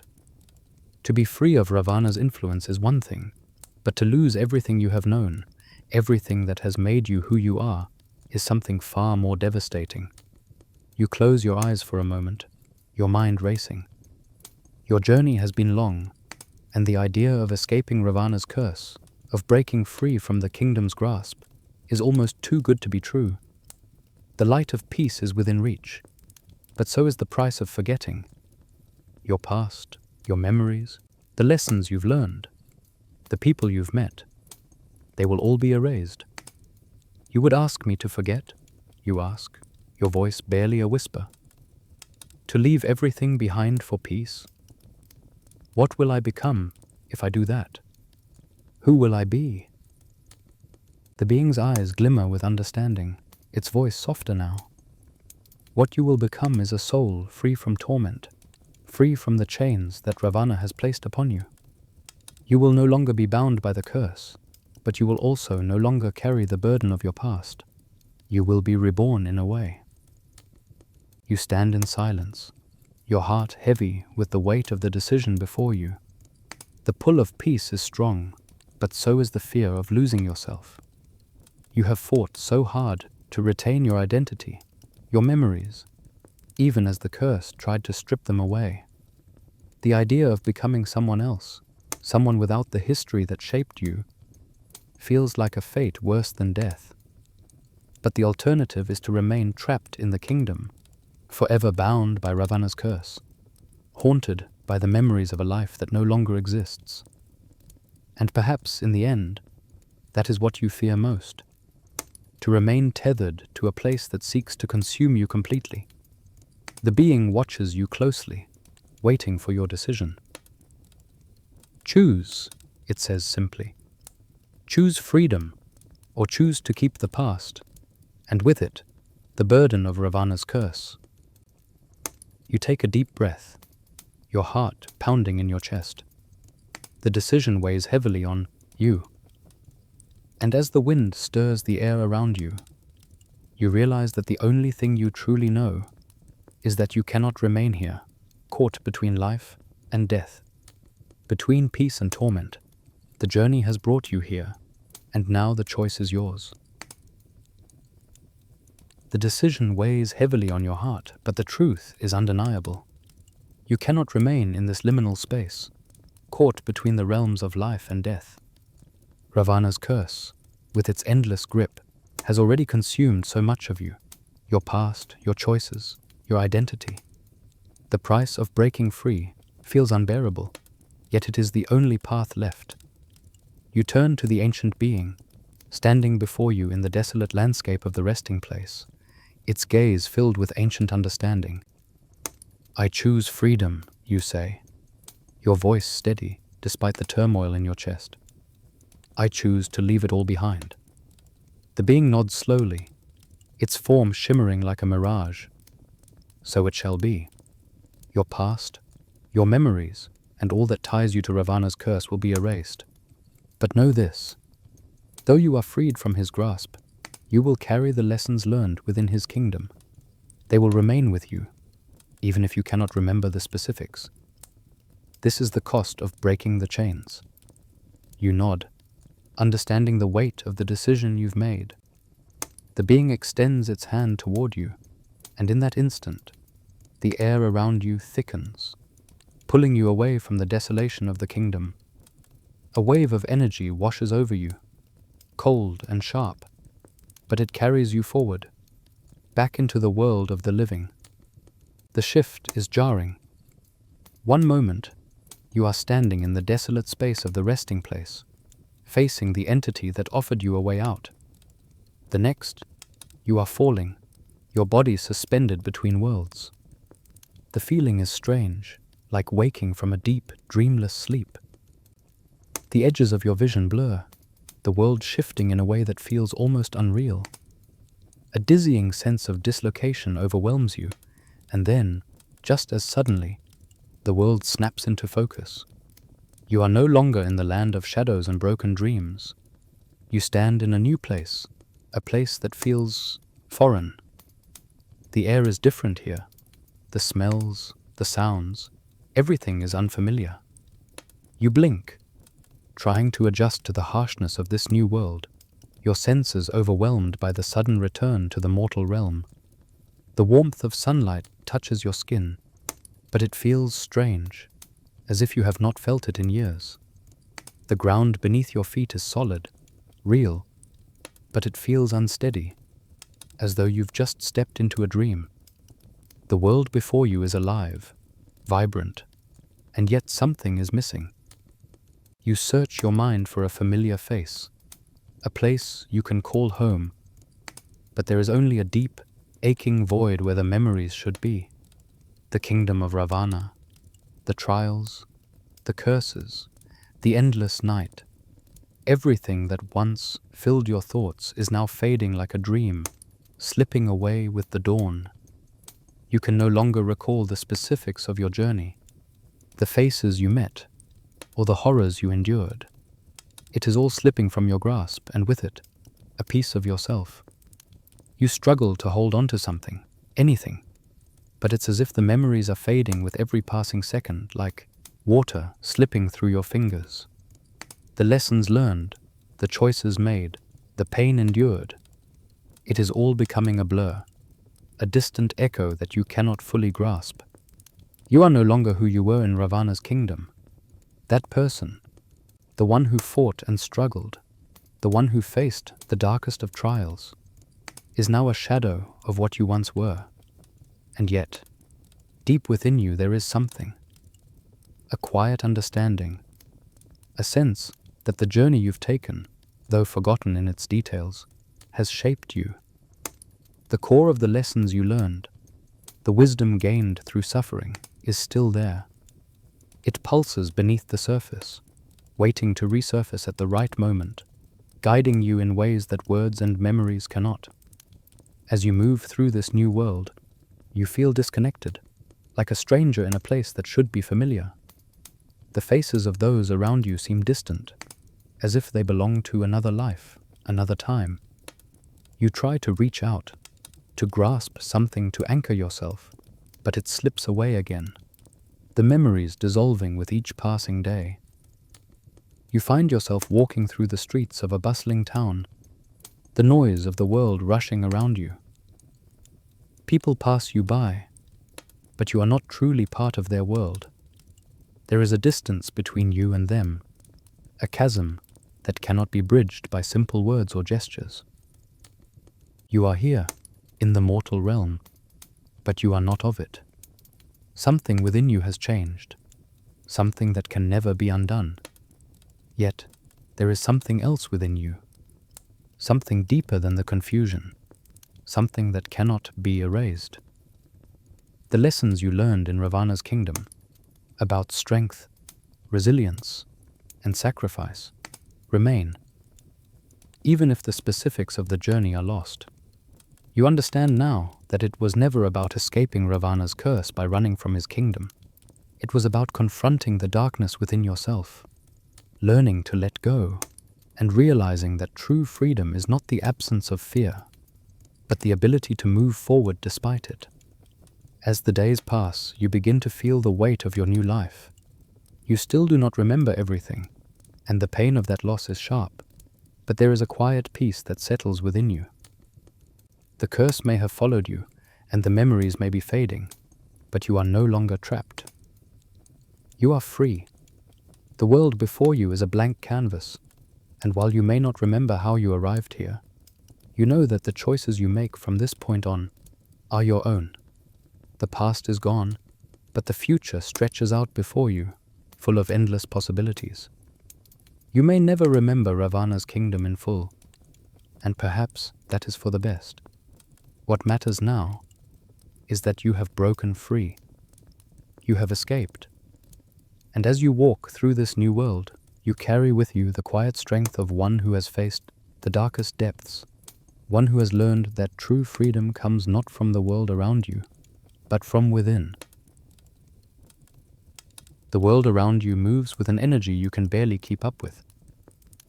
Everything seems too fast, too bright, too alive in a way that feels almost overwhelming. The bustling streets, the rush of people going about their daily lives. Everything feels disconnected, as if you are watching it from a distance, like a spectator rather than a participant. The normal rhythm of the world seems foreign, too shallow, compared to the dark beauty of Ravana's kingdom. The palace, the labyrinths, the endless twilight, the experiences of that cursed land are still with you, lingering at the edges of your mind, casting long shadows over the life you're trying to rebuild. You find yourself struggling to reintegrate, to find your place in this world that feels so different from the one you've left behind. The sounds of the city, the honking of horns, the chatter of voices, the clattering of footsteps on pavement, should feel comforting, familiar, yet they seem distorted, strange. The world is no longer in focus. The edges blur as if you are seeing it through a veil. The vibrant colors of the world, the sunlight, and the noise, it all feels hollow, as if something vital is missing. It's as though you have stepped into a world too small to contain you. The air is too crisp, too clean, and it clings to you like an uncomfortable layer, reminding you of the oppressive weight you carried for so long. It's a stark contrast to the thick, heavy air of Ravana's kingdom, where every breath was an effort, but at least it was real, tangible. Here, the air is too perfect, too sterile, and you can't shake the feeling that it's a lie. It feels like you're trying to walk through a world of glass, fragile and translucent, and you're afraid to touch it too hard for fear of shattering everything. As you try to adjust, you begin to notice things, shadows that don't belong, figures at the corners of your vision that disappear when you look directly at them. The world has become a strange place. You thought that by escaping Ravana's curse you would find peace, but instead, you find yourself haunted by the very memories you tried to leave behind. The shadows of the kingdom linger in the corners of your mind, and their presence leaks into the world around you. Every corner feels too dark, every street too quiet, as if the specters of Ravana's realm are following you. The sounds of everyday life begin to echo unnervingly in your ears. People laughing, talking, walking. It all seems distant, as if their voices are muffled by the weight of the kingdom's curse that you cannot seem to shake off. You try to reattach yourself to this world, to find the joy in simple things, but the memories of Ravana's kingdom are too sharp, too vivid. You can still hear the whispers in the back of your mind, the voices of those trapped within the curse, urging you to remember, to return.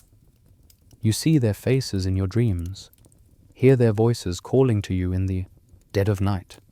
Even now the spirits of Ravana's realm still linger, fading in and out of your thoughts, pulling you back into a place you fought so hard to escape.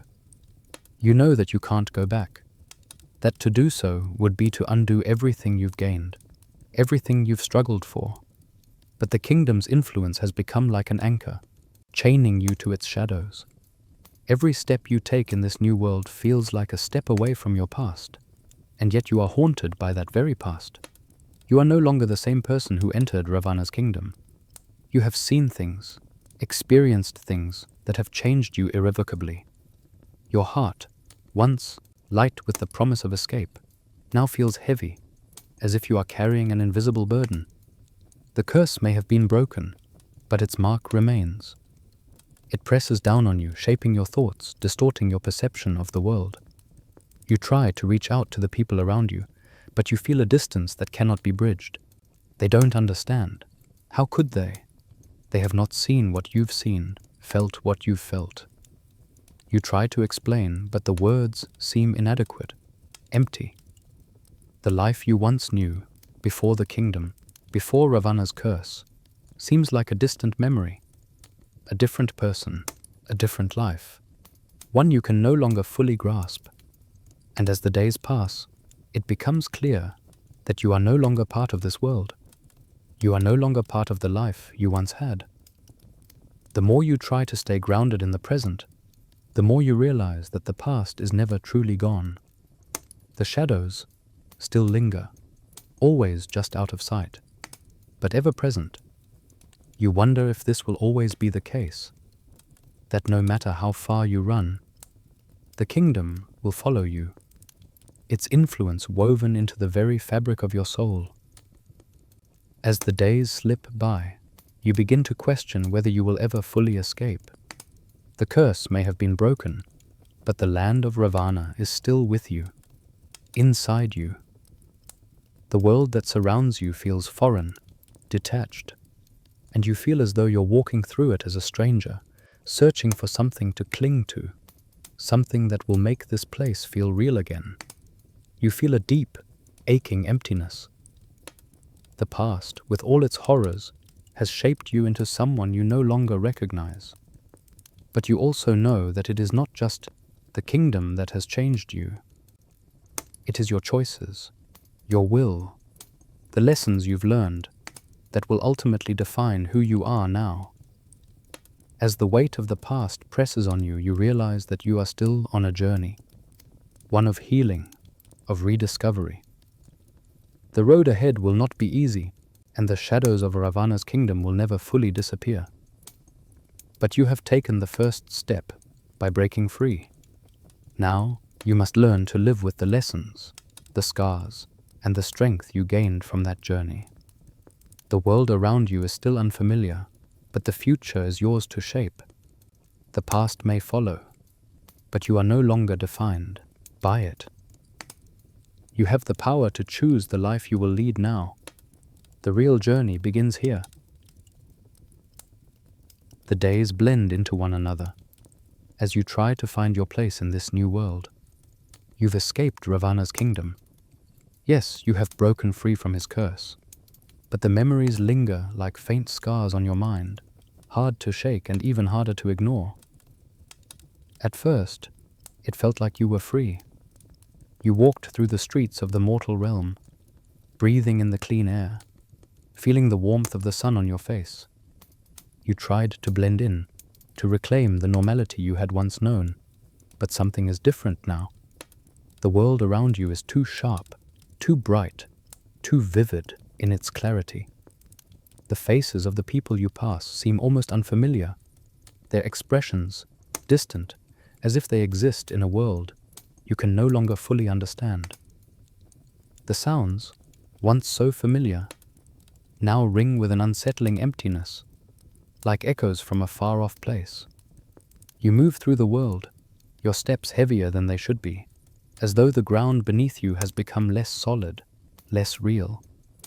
You try to push the thoughts away, to focus on the new life you are supposed to be building. But every night, the dreams return, the vivid nightmares of Ravana's kingdom, of the palace, the labyrinth, the creatures that haunted your every step, fill your mind when you close your eyes. You see shadows moving at the edges of your dreams, dark figures that whisper your name, calling you back to that cursed place. You wake, gasping for breath, your heart racing as if the very essence of the kingdom is still chasing you. And it is not just the dreams. There are moments during the day when you feel the shadows shift around you, just at the corner of your eye. You turn, but there's nothing there. A flicker of movement in the corner of the room, a whisper in the wind. But when you look closer, it's gone. The presence of Ravana, once an oppressive weight, now feels like a distant echo, a dark cloud that hovers just beyond the edge of your vision. You try to ignore it, to live your life, but you cannot escape the feeling that something is watching you, that the veil between your past and this new world is still thin, stretched too tightly. The mortal world feels out of focus, like looking through a fogged-up window. You want to touch it, to ground yourself in this reality, but it keeps slipping away. Sometimes, you wonder if Ravana's influence will ever truly fade. His kingdom was not just a place, it was a part of you, woven into your very soul. The curse may have been lifted, but the shadow of it lingers, casting a pall over your every waking moment. You try to find comfort in the things that once brought you peace, walking through the park, reading books, talking to the people around you, but it's never quite the same. The world feels like a dream you can't fully wake up from. You catch yourself staring at reflections, seeing flickers of Ravana's realm in the glass, the haunting beauty of that dark place bleeding through. You're not sure if it's the memories playing tricks on you, or if something deeper is happening. One evening, as you walk through a quiet street, the setting sun casting long shadows over the pavement, you feel it again. The pull, the presence. It's stronger now, undeniable. You stop in your tracks, your heart racing, and look around. Nothing is out of place.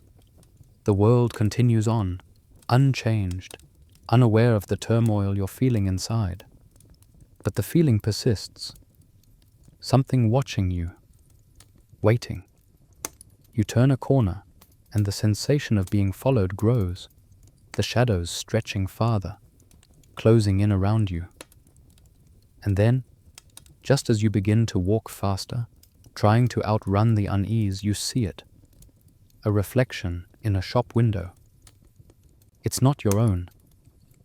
A dark figure, shrouded in shadow, stands just behind you, its eyes glowing with an unnatural light. You spin around, but no one is there. Your breath catches in your throat. For a moment, everything around you feels unreal, like the world has shifted and you've slipped back into Ravana's realm. You shake your head, trying to clear the fog from your mind. You're no longer in the kingdom. You're free. But the feeling lingers. The shadow is not gone. You wonder, have you truly escaped? Or has Ravana's curse simply followed you here, like a shadow that cannot be shaken off? You take a deep breath, trying to steady yourself.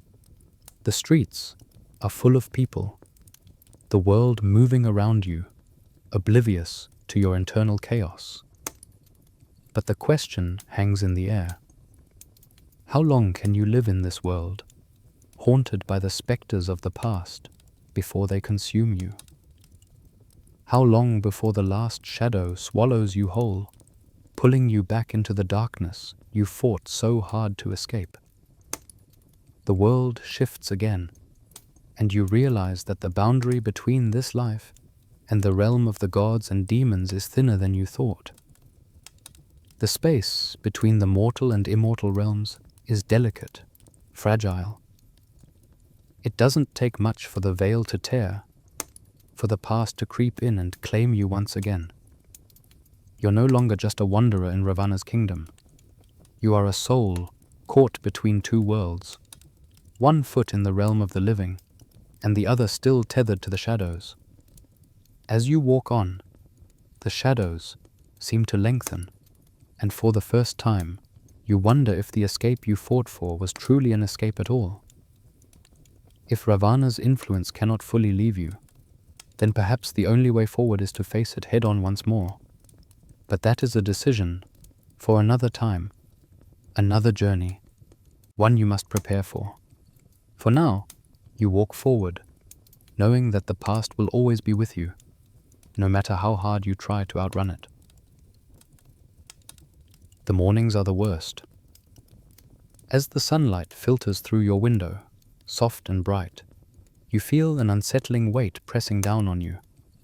The world is calm, serene even, but it feels wrong.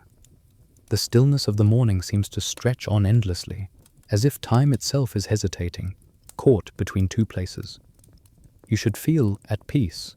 After all, you've escaped the nightmare of Ravana's kingdom. But the peace is thin, fragile. The curse lingers, unseen but ever present. It isn't the kind of curse you can shake off by simply walking away. You realize that now. The more you try to forget, the stronger the pull becomes. Ravana's realm, with all its haunting beauty and dark power, refuses to loosen its grip on your soul. It lingers like a shadow, ever watching, ever waiting. You've learned that breaking free isn't as simple as stepping into the mortal world. It is a deeper, more spiritual journey. The escape may have been physical, but the curse goes beyond the confines of your body. It's woven into your very being, tangled in the threads of your soul. You try to go about your days, but there are moments, sudden and sharp, when the weight of Ravana's power presses down on you again.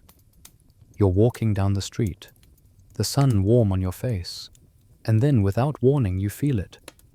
A chill, a shiver down your spine as though someone has brushed past you.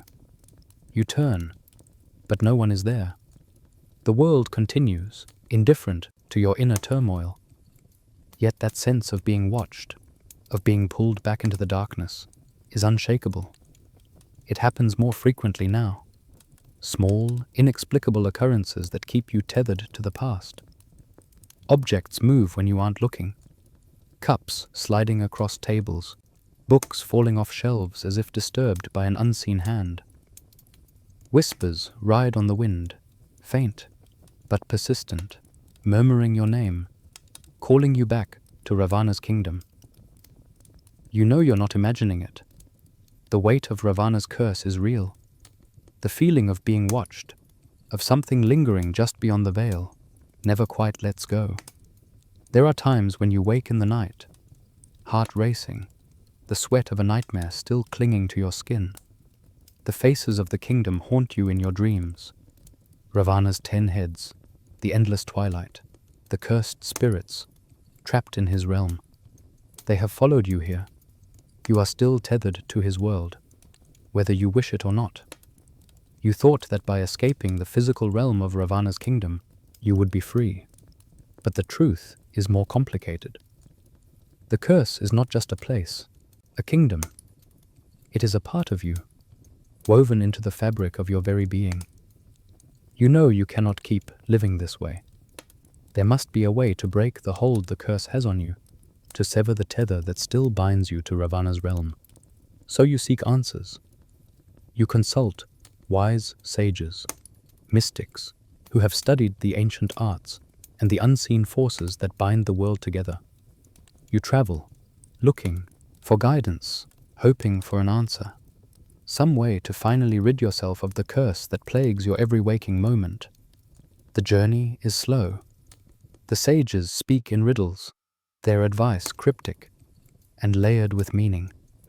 They tell you that the curse is not just an external force, but something that has taken root within you, something that can only be undone through understanding, through spiritual growth. The path to freedom is not simple. It is a process of self-discovery, of confronting the lingering darkness that Ravana has left within you. You meditate, you perform rituals, you seek guidance from those who have crossed the threshold between worlds. You spend hours in quiet contemplation, seeking to uncover the pieces of yourself that still remain broken by Ravana's curse. The process is painful, slow, and at times you wonder if you'll ever truly be free. The curse resists. It fights back against your efforts to release it, its grip tightening with each passing day. You begin to question if you will ever be free of it, if the weight of Ravana's power will always haunt you, whether you are in his kingdom or not. But there are moments, fleeting but real, when the burden lightens. When you sit in meditation, eyes closed, and feel a brief sense of peace. When the whispers stop, and the weight on your chest lifts, even if just for a moment. These moments give you hope, small flickers of light in the darkness. They remind you that the curse is not all-encompassing, that the darkness within you can be illuminated, that it can be healed. But healing is not a straight path. It is a winding road, fraught with setbacks and challenges. Some days, you wake feeling like the curse has almost been lifted, and then the shadows return, sneaking back into the corners of your mind. The fear that you will never fully escape Ravana's grasp is a constant companion, and it is in these moments of doubt that the curse feels the heaviest. The world around you feels distant, like it's happening at a pace too fast for you to keep up. The faces of people you once knew seem like shadows themselves, distant and unreachable. You try to connect, to return to the life you once had, but the world feels foreign now, and you realize that no matter how much you long for normalcy, the curse will not let go easily. Yet, with each passing day, you push forward. You find the strength to keep moving, to keep seeking the answers you need to break free completely. You are no longer bound to Ravana's kingdom physically, but the spiritual journey continues. You must reclaim your soul, rebuild your sense of self, and confront the final remnants of the curse that still linger within you. It is not just a battle to escape, it is a battle to heal. The path to true liberation has been long, filled with uncertainty, pain, and a relentless battle against the shadows that cling to your soul. You have faced the demons of your past, walked through the darkness of Ravana's kingdom, and endured the burden of his curse. The mortal world you now inhabit, with all its brightness and chaos, still feels unfamiliar, haunted by the very presence of the curse you thought you had escaped. The weight of Ravana's influence still lingers, faint whispers in the night, shadows that flicker just outside your line of sight. It has become clear to you now that the only way to sever your connection to his kingdom once and for all is through a final act, a ritual that will sever the last of the ties that bind you to his realm. It is a sacred, ancient ritual, one that has been passed down through generations, but is known to few. The ritual requires more than just an offering of material goods or symbolic gestures. It demands something far greater, something that shakes the very core of your being. You have searched far and wide, consulting the sages and mystics, listening to the whispers of those who have walked this path before you. The ritual is dangerous. The gods demand a sacrifice, not just of possessions, but of the very essence of who you are. You must offer a part of your soul to the gods, relinquishing the mortal attachments that have defined you. This is the final step in breaking free from Ravana's kingdom. This is the only way to free yourself from the shadows that have followed you across the realms. As you stand on the threshold of this sacred act, the magnitude of the sacrifice weighs heavily on you. The gods will grant you the freedom you seek, but the price is unknown. No one who has completed this ritual has ever returned the same. You are about to offer yourself, your very soul, to the divine forces, and in doing so, you will sever the last vestiges of Ravana's curse. But in return, you will lose something vital, something irreplaceable. The idea of giving up your attachments, your memories, and even your identity is terrifying, yet the pull to be free is undeniable. The night before the ritual, you find yourself alone in a quiet, dimly lit chamber. The walls are adorned with ancient symbols, and the air is thick with incense, its scent sharp and overwhelming. A soft, flickering light from the candles casts long shadows on the stone walls. You feel the weight of the moment settling in. This is the final act, the moment where everything changes. There is no turning back once the ritual begins. You wonder if you are truly ready to let go of everything that has defined you. The memories of your past life, the moments of joy and pain, the people you once knew, all seem so distant now. You feel a strange sense of peace, but it is tinged with sorrow. As you prepare yourself, you think of the life you once had, the one you left behind when Ravana's kingdom claimed you. It was simple, it was filled with hopes and dreams, and now it is like a fading dream. You have fought for freedom, for a chance to live again, and yet the cost of that freedom is steep. The thought of relinquishing your soul, your past, and all that you've experienced fills you with a quiet dread.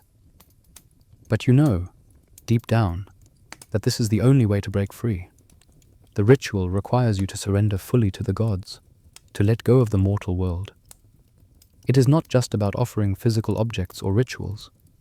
It is a deep, spiritual sacrifice, one that will require you to shed your identity, your attachments, and everything that ties you to your old life. You are about to become something else, something new, if you survive the process. You take your place before the altar, the sacred symbols surrounding you like an ancient circle of protection. The air feels charged now, alive with the power of the gods. The ritual is beginning, and the energy in the room intensifies. You can feel it, a strange vibration in your bones, a pull from deep within your soul. The gods are here, watching, waiting for you to make your final offering. As you close your eyes, you think of everything you have endured, the trials, the pain, the suffering, and the freedom you have fought so hard to achieve. You realize that the gods will not simply take from you, they will reshape you. The part of yourself that you offer will not be returned. It will be forever changed. This is the ultimate sacrifice. And yet, as you prepare to relinquish that part of yourself, you feel an overwhelming sense of peace, a knowing that this is the right choice. A voice, soft, divine, whispers in your ear. To be free, you must give all that you are. To be reborn, you must leave behind the past. Only then can you step into the light of a new life. With a deep breath, you let go. You offer your soul, your memories, your identity to the gods, knowing that by doing so, you are severing the final tie to Ravana's kingdom. You feel the power of the ritual envelop you, a warmth that spreads through your body, filling every inch of your being. The shadows that have clung to you begin to dissipate, the weight of Ravana's curse finally lifting from your shoulders. As the ritual concludes, you feel something profound shift within you. It is as though you are both lighter and heavier at the same time.